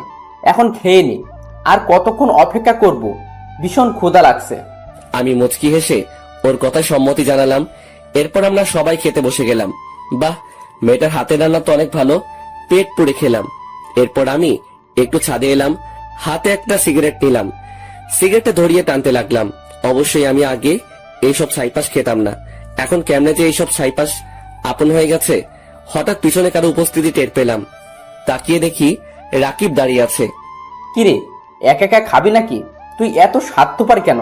আমাকেও দে, শেয়ার করলে কি হয় তোর? দে না দোস্ত। তুই আবার কবে থেকে এইসব খাস? আগে তো জানতাম না। আর আমি শেয়ার করতে পারবো না। পারলে পুরোটা খা, আমি অর্ধেক শেয়ার করতে পারবো না। আচ্ছা পুরোটাই দে, আমার এইসব অভ্যাস আছে। আগে যে কত খাইছি। আমি প্যাকেট থেকে একটা সিগারেট বের করে দিলাম। শালা জ্বালাতে পারছে না, আর ওনার নাকি অভ্যাস আছে। কিরে পারছি না তো, শালাকে সিগারেট দিলি? সেই কখন থেকে চেষ্টা করে যাচ্ছে, কিন্তু কিছুতেই জ্বলছে না। আবাল মার্কা সিগারেট। তুমি আমার কচু জানো, সিগারেট মুখে নিয়ে জ্বালাতে হয়, হাতে রেখে না। ওনার নাকি আবার অভ্যাস আছে, না পারলে খাইস না। আরে দে তো, তুই পারলে আমি পারবো না কেন? আমি ঠিকই পারবো। তাড়াতাড়ি কর, পরে কিন্তু দিশা চলে আসবে, তখন কিন্তু আমি নিজের দিশাহারা হয়ে যাব। এত ভয় পাইলে খাও কেন? না খেলেই তো চলে। আরে ভাই দিবি তুই? বক বক না করে তাড়াতাড়ি সিগারেট জ্বালা। আমি আর কিছু না বলে সিগারেটটা জ্বালিয়ে দিলাম। শালা প্রথম টান দিয়ে কাজটা শুরু করলো। ও যদি আগে থেকে সিগারেট টানতো তাহলে তো এমন হতো না। বুঝলাম না ব্যাপারটা। এরপর ধীরে আরো একটু শেষ করলো। এখন দেখি রাকিবের চোখ দিয়ে পানি পড়তে লাগলো। আমি বুঝে গেলাম রাকিব আগে কখনো সিগারেট খাই নাই। আমি তাড়াতাড়ি ওর হাত থেকে সিগারেটটা কেড়ে নিলাম। মিথ্যা কথা বললি কেন? তুই তো ঠিক মতো সিগারেট টানতেই পারিস না, তাহলে কেন এইরকম করলি? দেখ তো তোর চোখ কি রকম লাল হয়ে গেছে। আর খেতে হবে না সিগারেট, তোর পরে ক্ষতি হবে। আমার ক্ষতি হলে তোর ক্ষতি হবে না। তুই কেন এইসব খাস? আমাকে সিগারেটটা ফিরিয়ে দে বলে দিলাম। না দিব না, এখন নিতে যা, আমি আসতেছি। এই কথা বলে আমি আবার সিগারেটটা টানতে শুরু করলাম। রাকিব এসে আমাকে জড়িয়ে ধরে কান্না করে দিল। বুঝলাম না ছেলেটার কাহিনী। প্রথমত সিগারেট খেতে না পেরেও মিথ্যা বলে আমার থেকে সিগারেট নিল, এখন আবার কান্না করতে লাগলো। কিরে কান্না করিস কেন? কান্না থামা বেটা, কি হয়েছে বল আমাকে। দিশার সাথে ঝগড়া করলো নাকি? চল আমার সাথে, আজকে দিশার খবর আছে। এত বড় সাহস, আমার বন্ধুর সাথে ঝগড়া করে? চল তুই আমার সাথে। দিশা নয়, আমার এই কান্নার কারণ তুই। মানে আমি কি করলাম? কোনো ভুল করলাম নাকি? বল তাহলে, আমি ভুলটা শুধরানোর চেষ্টা করব। তবু তুই কান্না করিস না দোস্ত। অনেক বড় ভুল করছিস। তোকে নিয়ে আমার অনেক চিন্তা হয়, কখন জানি কি হয়ে যায়। তোকে আমার একটা কথা রাখতে হবে, আমার কসম দিয়ে বললাম। আরে চিন্তা করিস কেন, বলবি তো, আর আমি তোর সব কথা রাখবো। শুধু কি করতে হবে বল। তুই সিগারেট খাওয়া ছেড়ে দে দোস্ত। তোকে হারাতে চাই না আমি। যখন এই শহরে আমার কেউ ছিল না, তখন তুই আমার পাশে ছিলি, নিজের ভাইয়ের মতো আমার সাথে চলতি। আমি চাই না তোর কিছু হোক। আমি দিশার চাইতে তোকে বেশি ভালোবাসি দোস্ত। দিশা গেলে ওর মতো আরো অনেক মেয়ে পাবো, কিন্তু তোর মতো বন্ধু পাবো না। আর আমি দিশাকে ভালোবাসি না যে তাও না, আমি দিশাকে অনেক ভালোবাসি, কিন্তু তোর থেকে কম। আর আমি কখনো সিগারেট খাই নাই। সিগারেট ধোয়া আমার নাকে লাগলেই চোখ লাল হয়ে যায়, এরপর চুলকাতে শুরু করে। ভীষণ ভয় পাই সিগারেটের গন্ধটাকে। প্লিজ দোস্ত, এসব খাওয়া ছেড়ে দে। আমি চাই না তোর কিছু হোক, তোকে হারাতে চাই না। আরে পাগল, তুই এত ইমোশনাল কেন? এখন থেকে তোকে কথা দিলাম আর কখনো এইসব খাবো না। এখন কান্না থামা বেটা, মেয়েদের মতো কান্না করতে হবে। আর আমি কোথাও যাব না তোকে ছেড়ে, তবে বাসর ঘর হলে ভিন্ন কথা। আমার কথা শুনে রাকিব আওয়াজ করে হেসে দিল। আমি রাকিবকে হাসানোর জন্যই এই কথা বলেছি। এরপর সিগারেটটা ফেলে দিয়ে রাকিবকে নিয়ে নিচে চলে আসলাম। এরপর দুইজন পাশাপাশি ভালোভাবে ফ্রেশ হয়ে নিলাম, যাতে সিগারেট গন্ধ আমাদের শরীরে না থাকে। এরপর সবাই মিলে ড্রয়িং রুমে বসে পড়লাম। অর্পাও ছিল আমাদের সাথে। রাকিব বলতে শুরু করলো, তুই বিদেশ যাওয়ার 2 দিন আগে আমি অফিসে বসে দিশার ফটোগুলো দেখতেছি। ওই সময় ঈশিতা ম্যাম আমাকে তার কেবিনে যেতে বলল। আমিও চলে গেলাম ম্যামের কেবিনে। যখন ভিতরে গেলাম তখন ঈশিতা ম্যাম আমাকে বলল, রাকিব সাহেব, আপনি অফিস টাইমে কার ফটো দেখতেছেন? মেয়েটাকে? আপনি কিভাবে দেখলেন ম্যাম? আমি সিসি ক্যামেরায় দেখেছি। ভয় নেই, বলেন মেয়েটা আপনার কি হয়? আমি কিছু মাইন্ড করব না। আর আপনি না দাঁড়িয়ে থেকে বসেন, আর এই নেন টিস্যু। এই এসির মধ্যেও ঘামাচ্ছেন কেন? বললাম তো ভয় পেতে হবে না, ফ্রেন্ড হিসেবে বলুন। আসলে আমি ওই মেয়েটাকে ভীষণ ভালোবাসি, কিন্তু কখনো বলে উঠতে পারিনি, আর কখন বলতে পারবো কিনা জানি না। তখন ঈশিতা ম্যাম আমার হাত থেকে মোবাইলটা নিয়ে দিশার ফটোগুলো দেখতে লাগলো। এরপর ঈশিতা ম্যাম বলল, আমি যা ভেবেছিলাম তাই হলো। এই মেয়েটার নাম হলো দিশা, আমার বেস্ট ফ্রেন্ড। অনেক ভালো একটা মেয়ে, কিন্তু আপনি ওর ফটো কোথায় পেলেন আর কিভাবে চিনেন? আমি ফেসবুক থেকে ওর ফটোগুলো পেলাম কাছে, এখন ওর নাম জানতে পারলাম। আর আপনার মেয়ে ওর নামটাও জানতাম। ওর ফেসবুক আইডির নাম ছিল নীল প্রজাপতি। আর ওকে সবসময় আমার বাড়ির সামনে দিয়ে কলেজে যেতে দেখতাম, কিন্তু ভয়ে কখনো কথা বলে উঠতে পারি নাই। আপনার বেস্ট ফ্রেন্ডকে মনে হয় আর পাওয়া হবে না। কেন পাওয়া হবে না? আপনি কি ওকে বিয়ে করতে চান? নির্ভয় বলুন, সবকিছু আমি দেখছি। তা তো অবশ্যই চাই, কিন্তু আপনার ফ্রেন্ড কি রাজি হবে? দূর থেকে ভালোবেসে গেলে কি হয়? আরে আপনি চিন্তা করছেন কেন? মনে করুন এখন থেকে আপনার এই বোন আপনার বিয়ের দায়িত্ব নিল, কি দিবেন না? ঈশিতার কথা শুনে আমি অনেক অবাক হলাম। আমি ভাবতে থাকলাম, এই মেয়েটা এই রকম কেন? আমার সাথে কি সুন্দর আচরণ করছে, কিন্তু তোর সাথে খারাপ আচরণ করে কেন? মেয়েটাকে তো দেখে খারাপ মনে হয় না। তারপর কি হলো? তারপর আমি ঈশিতা ম্যামকে দায়িত্ব দিয়ে দিলাম, আর উনি বলছেন দিশার সাথে নাকি আমার কথা বলিয়ে দেবে। এরপর আমি ওইখান থেকে চলে আসলাম। বাকিটা দিশার থেকে শুনেন। তারপর কি হলো? বলছি, তুমি বিদেশে যাওয়ার 2 দিন আগে ঈশিতা আমাদের বাড়িতে আসে। আমি কলেজে যাওয়ার জন্য প্রস্তুত হচ্ছি, ওই সময় ঈশিতা আমার কাছে আসলো। কিরে ঈশিতা, কখন আসলি? এখানে আয়, বস। এসেছি, তোর জন্য একটা খবর আছে। আজকে আর কলেজে যেতে হবে না। আরো এমন একটা খবর দিব তুই ভাবতেও পারবি না। তোর জন্য 2টা নিউজ আছে। কি নিউজ শুনি? তাও আবার একটা না 2টা নিউজ আছে? কিন্তু কলেজে তো যেতে হবে, গুরুত্বপূর্ণ কাজ আছে। আরে ছাড় তো কাজ, আজকে না গেলে কিছুই হবে না। এখন বলতেছি সব শোন। তোকে একটা ছেলে ভালোবাসে, ছেলেটা ভীষণ হ্যান্ডসাম, আমার অফিসেই কাজ করে। আর বড় কথা হচ্ছে ও জনের বেস্ট ফ্রেন্ড, অনেক ভালো ছেলে। আমি যতটুকু জানি ওর এই পৃথিবীতে কেউ নেই। তোকে ভীষণ সুখে রাখবে, রাজি হয়ে যা দোস্ত। আমি বিয়ের সব কিছুর ব্যবস্থা করছি, শুধু তুই রাজি হলেই হবে। আর রাজি না হয়েও পারবি না, ছেলে কিন্তু অনেক সুন্দর আর ভালো। সবই বুঝলাম, কিন্তু আমাকে দেখলো কিভাবে, আর ছেলেটার নাম কি? তুই নাকি প্রতিদিন কলেজে যাওয়ার সময় ওর বাড়ির সামনে দিয়ে যাইতি, তখন থেকে তোকে ভালোবেসে ফেলে। আর ফেসবুক থেকে তোর অনেকগুলো ফটো নিছে। আর ছেলেটার নাম রাকিব। কিন্তু কিভাবে সম্ভব? কেন সম্ভব নয়? ও তোর জন্য একদম পারফেক্ট। আর বললাম না তোকে দারুণ একটা খবর দিব, তাহলেও আমিও জনিকে ভালোবাসি। হোমা, তাই নাকি? তা কবে থেকে ভালোবাসিস? তাহলে এত এইভাবে অবহেলা করলি কেন? কেন এত অপমান করলি? জানিস, ছেলেটা ভীষণ ভালো। আমি ওকে একদিন ভালোবাসার কথা বললাম, কিন্তু জনি আমাকে তখন গ্রহণ করে নাই। তার একমাত্র কারণ সে তোকে নিজের জীবনের চাইতেও বেশি ভালোবাসতো, আর এখনো বাসে। শুধু তুই বুঝিস নাই জনির ভালোবাসা। এত অবহেলা অপমান করার পরেও কেন জনি তোর কাছে পড়ে আছে জানিস? শুধু তোকে ভালোবাসে বলে। কিন্তু তার প্রতিদান ছেলেটাকে কি দিলি? শুধু অবহেলা আর অপমান ছাড়া। তাই এখনো সময় আছে, জনের কাছে ক্ষমা চেয়ে নে, আর একসাথে নতুন জীবন শুরু কর। ক্ষমা তো চাইবো, কিন্তু এখন না। ওর জন্মদিনে ওকে সারপ্রাইজটা দিব। জনের জন্মদিনে আমার ভালোবাসা হবে ওর প্রথম উপহার। সবকিছু ভুলে কাছে টেনে নিব, আর কখনো কষ্ট দিব না। শুধু দিনটার অপেক্ষায় আছি। তাই ভালো হবে। কিন্তু হঠাৎ করে এত পরিবর্তন আসলো কোথা থেকে? কি হয়েছে একটু বলবি প্লিজ?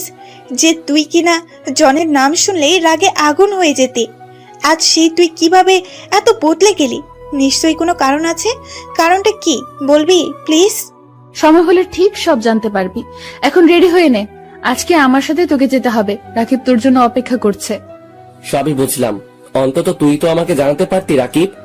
আমি যদি জানতাম তাহলে সত্যি সবকিছু জানাতাম। আমি তো জানতাম না যে তুই দিশাকে চিনিস, আর তোমাদের এই রকম একটা সম্পর্ক ছিল তাও জানতাম।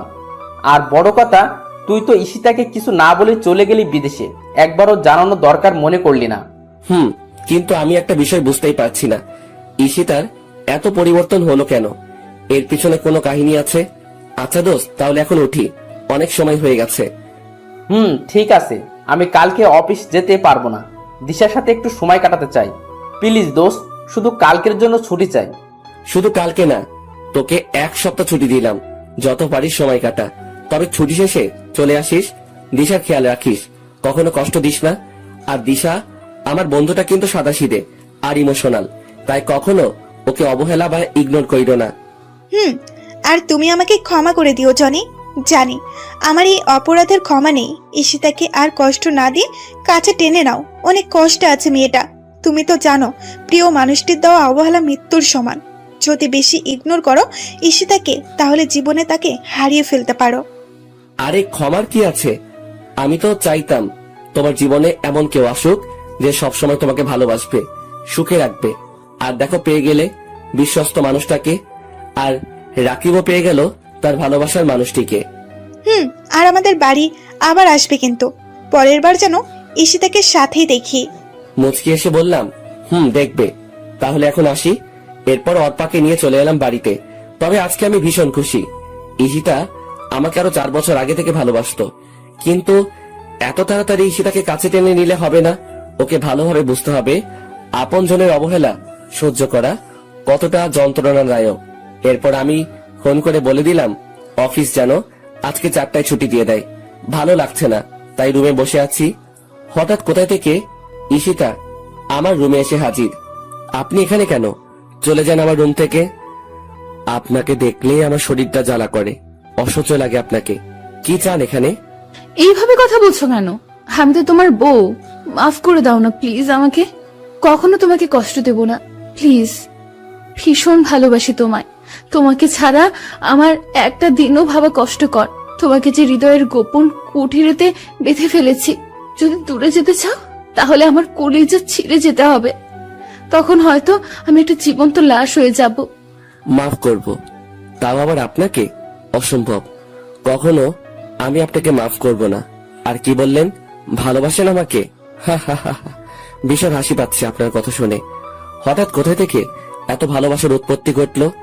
আমি একদিন একজনকে ভীষণ ভালোবাসতাম, তাকেও যত্ন করে রেখেছিলাম হৃদয়ের গোপন কুঠুরিতে, কিন্তু কি পেলাম তার কাছ থেকে? দিন শেষে অবহেলা আর অপমান হলো আমার পথ চলার সাথী। আর আমিও এখন জীবন্ত লাশ হয়ে জীবন যাপন করতেছি। তাই কাউকে আর জীবনের সাথে মিশাতে পারবো না। ভালোবাসা সবার জীবনে একবারই আসে, আমারও ছিল, কিন্তু তা আজকে লাশ হয়ে গেল। আমার হাতটা ধরে ঈশিতা বলল, প্লিজ আমাকে ক্ষমা করে দাও। আমি আসলে বুঝতে পারি নাই, ভীষণ ভালোবাসি তোমাকে। আমি আমার ভুল বুঝতে পেরেছি। তোমার সাথে খারাপ ব্যবহার করা ঠিক হয়নি। এখন যদি আমাকে ক্ষমা না করো তাহলে আমাকে চিরতরে হারাবে। তুমি আমাকে ছেড়ে কয়েক বছর দূরে ছিলে, আমি কিন্তু চিরতরের জন্য দূরে চলে যাব, এমন দূরে যেখানে গেলে কেউ আর কখনো ফিরতে পারে না। আমার হাতটা ছাড়ুন। যখন খারাপ ব্যবহার করেছেন তখন বোঝার কথা ছিল, এখন না। আরে কোথায় যাবেন? চিরতরের জন্য দূরে? তো চলে যান না, কি আটকে রেখেছে? আমার হাত ছাড়ুন। না, আমি তোমার হাত ছাড়বো না। আগে বলো ভালোবাসি। আপনাকে বলছি হাত ছাড়তে। হাত ছাড়ুন, না হয় আমি কিছু একটা করে ফেলবো। যত কিছুই হোক আমি তোমার হাত ছাড়বো না। ছাড়বেন না তো? বললাম তো ছাড়বো না। আমি জোর করে হাতটা ছাড়িয়ে নিয়ে ঠাস ঠাস করে ঈশিতাকে 2টা থাপ্পড় মারলাম। ঈশিতা হয়তো আমার থেকে এইরকম কিছু আশা করে নাই।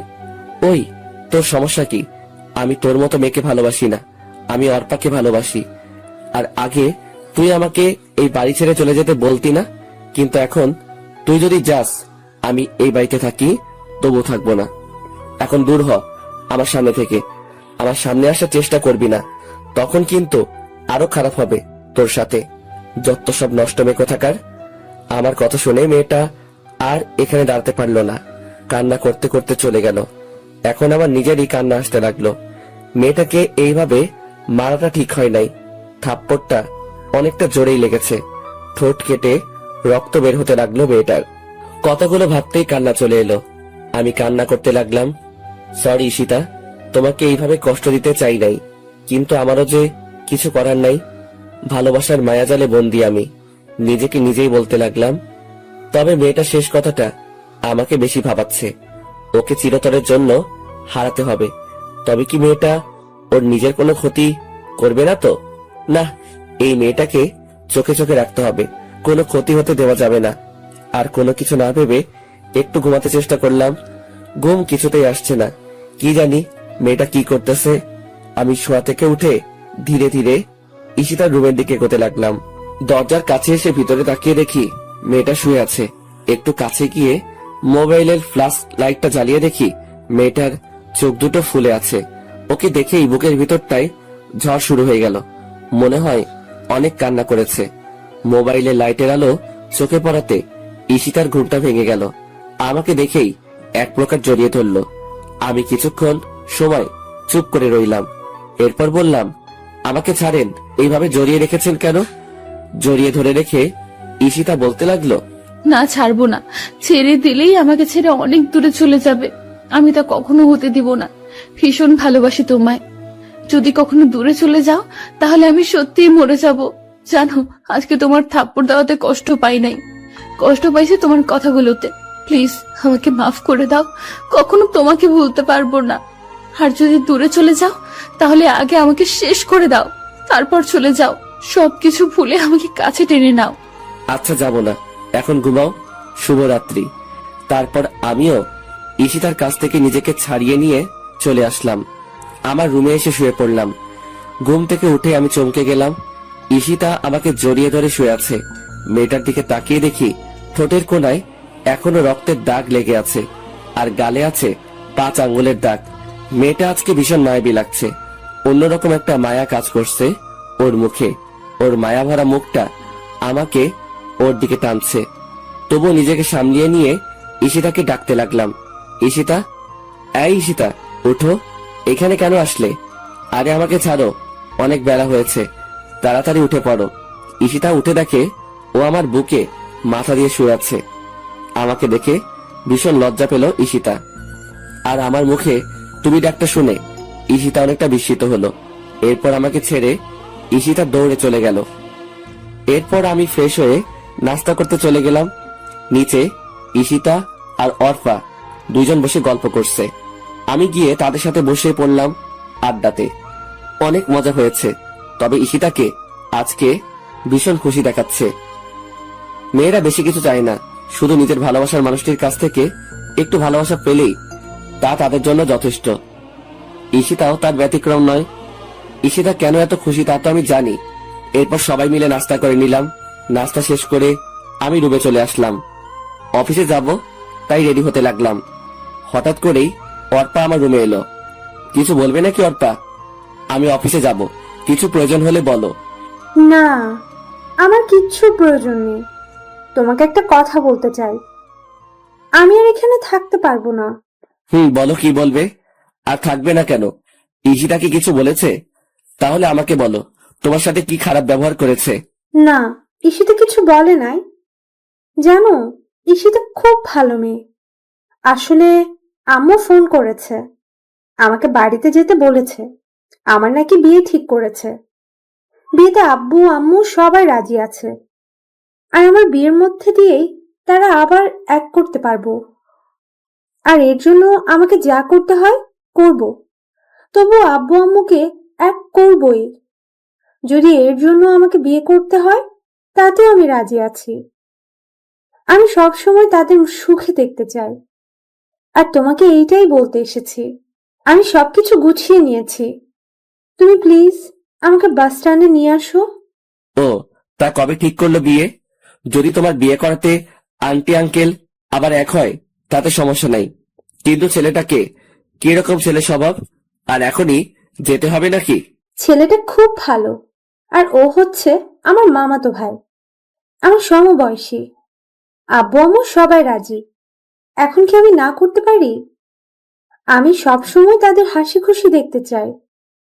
আর বিয়েটা কবে আমাকে এখনো বলে নাই, শুধু তাড়াতাড়ি বাড়ি ফিরতে বলেছে। তাহলে ভালোই হবে। আচ্ছা তুমি যাও, আমি রেডি হয়ে আসছি। আমি ভালোভাবে রেডি হয়ে নিলাম। এরপর নিচে এসে বসে রইলাম। অর্পা এখনো আসে নাই। নিচে ঈশিতাও বসে আছে। আমি ঈশিতাকে শুনিয়ে শুনিয়ে বলতে লাগলাম, আন্টি, আমি আজকে অর্পার সাথে চলে যাচ্ছি। আবার কখনো এই বাড়িতে আসা হবে কিনা জানি না। ভালো থেকো সবাই। আর কেউ একজন আছে এই বাড়িতে, তাকে বলে দিও আমি আর ফিরবো না। আমাকে দেখলে তো আবার তার সহ্য হয় না। ওইখানে অর্পাকে বিয়ে করে নিব। আমাদের বাচ্চা হলে তবেই ফিরবো। কথাগুলো ঈশিতাকে শুনিয়ে শুনিয়ে বললাম, যাতে ঈশিতা রাগ করে। আসলে আমার এইরকম কোনো চিন্তা ভাবনা ছিল না। ভাবলাম ঈশিতাকে রাগিয়ে অফিসে চলে যাব। এরপর অফিস থেকে আসার সময় তার রাগ ভাঙানোর জন্য যা করতে হয় করব। এরপর আমি আর অর্পা গাড়ি নিয়ে বেরিয়ে পড়লাম। ঈশিতা দরজায় দাঁড়িয়ে আমাদের চলে যাওয়া দেখতে লাগলো, আর ফুপিয়ে ফুপিয়ে কান্না করছে। কেউ হয়তো এই কান্না শুনতে পারছে না, কিন্তু আমার কানে ঈশিতার কান্নার আওয়াজ ঠিকই বাজছে। এরপর অর্পাকে নিয়ে বাস স্ট্যান্ডে চলে এলাম। ওর জন্য টিকিট কেটে নিলাম। 10 মিনিট পরে বাস যাত্রা শুরু করবে। মেয়েটা মনে হয় কান্না করছে। ঠিকই ধরেছি, কিন্তু আমাকে বুঝতে দিচ্ছে না। আমি গিয়ে অর্পার পাশে দাঁড়ালাম। অর্পা আমার দিকে তাকিয়ে বলতে লাগলো, জানো জনি, আমি যাকে নিজের চাইতে বেশি ভালোবাসি সেটা হলো তুমি। ভীষণ ভালোবাসি তোমায়। ইংল্যান্ডে প্রথম তোমার সাথে আমার পরিচয় হয় নাই। আমি তোমাকে আগে থেকেই চিনতাম। এখন হয়তো প্রশ্ন রয়ে গেল, আমি তোমাকে কিভাবে চিনি। ফেসবুকে আমার একজন প্রিয় রাইটার ছিল, অনেক ভালোবাসতাম তার গল্পগুলোকে। কিন্তু হঠাৎ ওই আইডি থেকে গল্প আসা বন্ধ হয়ে যায়। আইডিটা কে ও আর খুঁজে পাই নাই। অনেকদিন ফেসবুকে শুধু ওই আইডিটা খুঁজেছি। এভাবে একটা বছর পার হয়ে গেল। এরপর তুমি আমার সাথে ইংল্যান্ডে জব নাও। এরপর আমরা ভালো বন্ধু হয়ে উঠি। তো একদিন তোমার মোবাইলে একটা ফোন এসেছিল। তুমি তখন বসের কেবিনে ছিলে। আমি ফোনটা রিসিভ করার আগেই কেটে যাই। তা আমি তোমার মোবাইলে ফেসবুক দেখতে পেলাম। ভাবলাম তোমার সাথে অ্যাড হয়ে নেই। যখন তোমার মোবাইল থেকে ফেসবুকে ঢুকলাম, তখন কিছু সময়ের জন্য নিশ্চুপ হয়ে গেলাম। কারণ এতগুলো দিন ধরে যে আইডিটা খুঁজেছি, ওটা তোমার আইডি ছিল। জানো, ভীষণ ভালোবাসতাম তোমায়, কিন্তু তুমি এখন অন্য কারো। সবকিছু তো আর চাইলেই পাওয়া যায় না। আচ্ছা, তোমার কাছে শেষ একটা জিনিস চাইবো, দিবে? কিছুক্ষণ চুপ থেকে বললাম, বলো কি চাই তোমার? আমার সাথে থাকলে অবশ্যই দিব। আমার জন্য না হয় নতুন করে গল্প লেখা শুরু করো। তোমার পাশে থাকতে পারবো না জানি, তবে তোমার গল্পগুলো আমার কাছে স্মৃতি হিসেবে রয়ে যাবে। প্লিজ জনি, আমার শেষ ইচ্ছেটা পূর্ণ করো। আবার লিখবো গল্প, শুধু আমার বন্ধুটার জন্যই নতুন করে সবকিছু শুরু। তোমাকে ভীষণ মিস করবো অর্পা। আর কান্না করছো কেন? আমি তো সবসময় তোমার পাশেই আছি বন্ধু হিসেবে। নিয়তি চাইলে আবার দেখা হবে আমাদের। আর আমার সাথে যোগাযোগ রাখবা কিন্তু। জামাইকে পেয়ে আমাকে আবার ভুলে যেও না। আমার কথাগুলো শুনে আবেগের বশে আমাকে জড়িয়ে ধরলো অর্পা, আর কান্নার গতি আরো বাড়িয়ে দিল। আর আশেপাশে সবাই আমাদেরকে দেখতে লাগলো। এই অর্পা কি করছো? সবাই দেখছে তো, এখন ছাড়ো আমাকে। সবাই কি ভাববে? আমি আর তুমি বিষয়টা স্বাভাবিকভাবে নিলেও অন্যরা কিন্তু স্বাভাবিকভাবে নিবে না। আর তোমার বাস চলে এসেছে। আমাকে ছেড়ে দিয়ে মেয়েটা কান্না করতে করতে বাসে উঠে গেল এবং এমন সময় তার নিয়মে চলতে শুরু করলো। তার সাথে অর্পাও আমার থেকে দূরে সরে যেতে লাগলো। চোখের নিমিষে অনেক দূরে চলে গেল একজন প্রিয় মানুষ। শুধু ভালোবাসার মানুষই প্রিয় না, কিছু কিছু বন্ধু থাকে তার থেকে বেশি প্রিয়। আমি একটা দীর্ঘশ্বাস ফেলে ওইখান থেকে অফিসে চলে আসলাম। অফিসে কিছুতেই মন বসছে না। রাকিবও ছুটিতে আছে। রাকিব থাকলে মজা করা যেত। এইদিকে ঈশিতাকে তো রাগিয়ে চলে এলাম। মেয়েটা এখন কি করছে কে জানে। কোনো মতে দিনটা অফিসে কাটিয়ে দিলাম। সন্ধ্যার সময় বাড়ি ফেরার পথে ঈশিতার জন্য একগুচ্ছ গোলাপ ফুল আর অনেকগুলো ডেইরি মিল্ক নিলাম। গোলাপ আর চকলেট ঈশিতার অনেক প্রিয়, তাই রাগ ভাঙানোর জন্য এইগুলো নিয়ে নিলাম। এরপর আমি বাসায় চলে এলাম। কিন্তু অবাক করার বিষয়, পুরো বাড়ি অন্ধকার। তাই আমি ধীরে ধীরে বাড়িতে ঢুকলাম। এরপর ঘরের বাতিগুলো চালু করলাম। কি ব্যাপার, বাড়িতে কাউকে দেখতে পাচ্ছি না। কোথায় গেল সবাই? আন্টি আঙ্কেলের রুমে গিয়ে তারা নেই, তাই আমি ঈশিতার রুমে গেলাম। রুমটা অন্ধকারে ছেয়ে আছে। এই অন্ধকার যেন আমাকে কিছু একটা ইঙ্গিত দিচ্ছে। আমি ঈশিতার রুমের বাতি দিলাম, কিন্তু ঈশিতাকেও দেখতে পাচ্ছি না। আজকে হলোটা কি? সবাই কোথায় গেল? হঠাৎ আমার চোখ গেল ঈশিতার রুমের টেবিলের উপরে রাখা একটা কাগজে। কিছু একটা লেখা আছে মনে হচ্ছে। আমি কাগজটা হাতে নিয়ে পড়া শুরু করলাম। প্রিয় জনি, চিঠিটা যখন পাবে তখন হয়তো আমি চলে যাব অনেক দূরে। এখন আর কেউ তোমার ভালোবাসা পাওয়ার জন্য বসে থাকবে না, কেউ আর তোমাকে ডিস্টার্ব করবে না। একটা কথা কি জানো, কথায় আছে মানুষ দাঁত থাকতে দাঁতের মর্ম বোঝে না।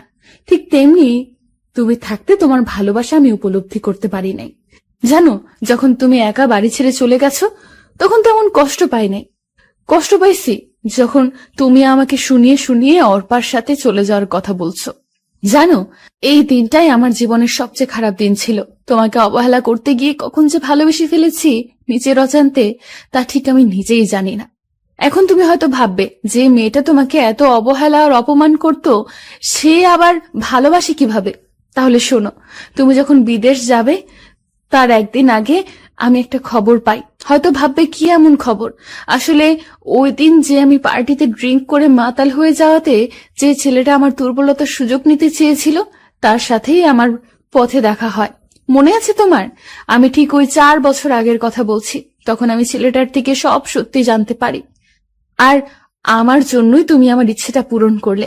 আসলে আমি ঘোরের মধ্যে থাকায় কিছুই বুঝতে পারি নাই। আমি ভাবলাম তুমি আমার সাথে মিথ্যে কথা বলে আমার সবকিছু কেড়ে নিতে চেয়েছো। এরপর যখন তুমি বাড়ি ছেড়ে চলে যাও, ওই দিন তেমন কষ্ট পাই নাই, কারণ তখন তুমি কোনো মেয়ের সাথে চলে যাচ্ছ না। কিন্তু আজকে অনেক কষ্ট পাইছি। আজকে তো অর্পার সাথে চলে যাচ্ছ। এখন হয়তো ভাববে এত কথা বলার মানেটা কি। একটা মানে অবশ্যই আছে, আর তা হলো আমি তোমার থেকে চলে যাচ্ছি অনেক দূরে। আমি বিষ খেয়েছি। এই দেখো, একদম কান্না করবে না। অর্পা মেয়েটা খুব ভালো, তোমার ভালো খেয়াল রাখতে পারবে। আমাকে যদি ভালোবেসে থাকো তাহলে কখনো নিজেকে কষ্ট দেবে না, সব সময় হাসি খুশি থাকার চেষ্টা করবে, আব্বু আম্মুর খেয়াল রাখবে আর নিজের প্রতি যত্ন নিবে। ইতি, তোমার ঈশিতা। চিঠিটা পড়ার পর যেন একটা ঘোরের মাঝে ছিলাম। সবকিছু যেন মাথার উপর দিয়ে চলে গেল। চোখ থেকে টপ টপ পানি ঝরতে লাগলো। চোখের পানিগুলো চিঠিতে পড়াতে চিঠিটা ভিজে ছিঁড়ে গেল। আমি বসে পড়লাম খাটে। সবকিছু এখনো জল্পনা, সবকিছু এখনো কল্পনা মনে হচ্ছে। মনে হয় আমি স্বপ্ন দেখছি। কেন এমন করলে সীতা? এতগুলো দিন অপেক্ষা করলে আমার জন্য, আর শুধু আজকের দিনটা অপেক্ষা করলে কি হতো? আসলে তুমি আমাকে কখনো ভালোবাসো নাই। যদি ভালোবাসতে তাহলে আমাকে ছেড়ে যেতে না। আসলে কি জানো সীতা, সত্যিকারের ভালোবাসাগুলো খুবই অসহায়। শুরু হয় যদিও সুখের মাঝে, কিন্তু শেষটা হয় দুঃখের। ভালোবাসি তোমায় সীতা, খুব ভালোবাসি। এইভাবে একা করে না গেলেও পারতে। কথাগুলো বলতেছি, এমন সময় মাথাটা ঘুরে উঠল। চোখ দুটো ঝাপসা হয়ে আসছে। মনে হয় আর কিছুক্ষণ পরই চিরতরে চোখ দুটো বন্ধ হয়ে যাবে। এরপর কি হলো ঠিক মনে নেই। এরপর নিজেকে আবিষ্কার করলাম হাসপাতালে। চোখগুলো ঠিক মতো খুলতে পারছি না। ধীরে ধীরে চোখ খুললাম, কিন্তু কাউকে দেখতে পাচ্ছি না। এরপর একজন ডাক্তার আসলেন। অভিনন্দন। আমি একটু ভ্রু কুঁচকে ডাক্তারের দিকে তাকালাম। ও, আপনি তো জানেন না। অভিনন্দন এই কারণেই দিলাম, আজকে 47 দিন পর গোমা থেকে ফিরে আসলেন। আপনাকে 50 দিনের সময় দেওয়া হয়েছিল। যদি 50 দিন পর গোমা থেকে না ফিরতেন তাহলে আর কখনো ফেরানো হতো না। আপনার ভাগ্য ভালো ছিল আর আল্লাহ তাআলার সহায় ছিলেন। সবই বুঝলাম, কিন্তু আমার বাড়ির সবাই কোথায়? হঠাৎ করে মাথাটা চক্কর দিয়ে উঠল। পরক্ষণেই আগের সব কথা মনে পড়ে গেল। আচ্ছা ডাক্তার, কেউ আসে নাই আমার খবর নিতে? ছিল তো। আপনার সমবয়সী একজন মেয়ে ছিল, প্রতিদিন আসতো আপনাকে দেখতে, আর ঘন্টার পর ঘন্টা দাঁড়িয়ে থাকতো আপনার বেডের পাশে আর কান্না করতো। আজকে কি সেই মেয়েটা এসেছে? না, এখনো আসে নাই, তবে প্রতিদিন এই সময় আসতো। আজকে কেন দেরি করছে বুঝতে পারছি না। আচ্ছা, এখন আমাকে যেতে হবে। আর হ্যাঁ, আপনার এখন চলাফেরা বারণ। একদম চলাফেরা করার চেষ্টা করবেন না, কারণ আপনি এখনো ঠিক মতো সুস্থ হয়ে ওঠেন নাই। Take care. ধন্যবাদ ডাক্তার। এরপর আমি বেডে শুয়ে রইলাম আর ভাবতে লাগলাম কি থেকে কি হয়ে গেল। কিভাবে নিয়তি আমার সাথে এইভাবে মন নিল। নিভে গেছে সব আলো, সব ভালোবাসা। কথাগুলো ভাবতে গিয়ে চোখের পানি জমে গেল। এরপর হঠাৎ কারো উপস্থিতি টের পেলাম। সামনের দিকে তাকাতেই হা করে রইলাম। আমার পৃথিবীতে আবার আলো জ্বলতে শুরু করলো। আমি শুধু চেয়েই আছি। কি হলো মিস্টার, হা করে তাকিয়ে আছেন কেন? ভূত দেখলেন নাকি? তুমি? আমি আমার কিছু না বলে বেড থেকে উঠে যাওয়ার জন্য হাতে যে স্যালাইনের লাইনটা ছিল তার টান দিয়ে খুলে ফেললাম এবং উঠে ঈশিতাকে জড়িয়ে ধরতে গেলাম, কিন্তু আমি সক্ষম হলাম না। ঠিক মতো না হাঁটতে পারায় পড়ে যেতে লাগলাম। ঠিক তখনই ঈশিতা আমাকে ধরে ফেলে। এরপর আমাকে এনে বেডে বসিয়ে দেয় আর ঈশিতাও আমার পাশে বসে। আমি সাথে সাথে ঈশিতাকে জড়িয়ে ধরে কান্না করে দিলাম। আর কি হচ্ছে কিছুই বুঝতে পারছি না। ঈশিতাও আমাকে জড়িয়ে ধরলো। হাই পাগল, কান্না করছো কেন? আমি তো এখানেই আছি। এই দেখো, তোমার ঈশিতার কিছুই হয় নাই। তোমার ঈশিতা তোমারই আছে। আমি এক প্রকার কান্না করতে লাগলাম। আরে কান্না করছো কেন? ভালোবাসি তোমাকে, কখনো কি ছেড়ে যেতে পারি? তাহলে এরকম করলে কেন? আর চিঠিটার মানে কি? প্লিজ আমাকে সবকিছু খুলে বলো। আসলে চিঠিটা মিথ্যা ছিল। তোমার অবহেলা আর নিতে না পেরে আম্মুর সাথে পরিকল্পনা করে এই মিথ্যে নাটকটা সাজিয়েছি। আসলে এত কিছু হবে জানা ছিল না। এইরকম না করলেও পারতে। যাও, ভালোবাসি না তোমাকে। আমার সাথে কথা বলার চেষ্টা করবে না। ওরে আমার বাবুটা বুঝি রাগ করেছে। সরি, আর কখনো এরকম করব না। আসো, তোমাকে আদর করে দিই। দাও। প্রতিদিন ভালোবাসার নতুন নতুন গল্প পেতে চ্যানেলটি সাবস্ক্রাইব করে পাশে থাকা বেল বাটনে ক্লিক করুন।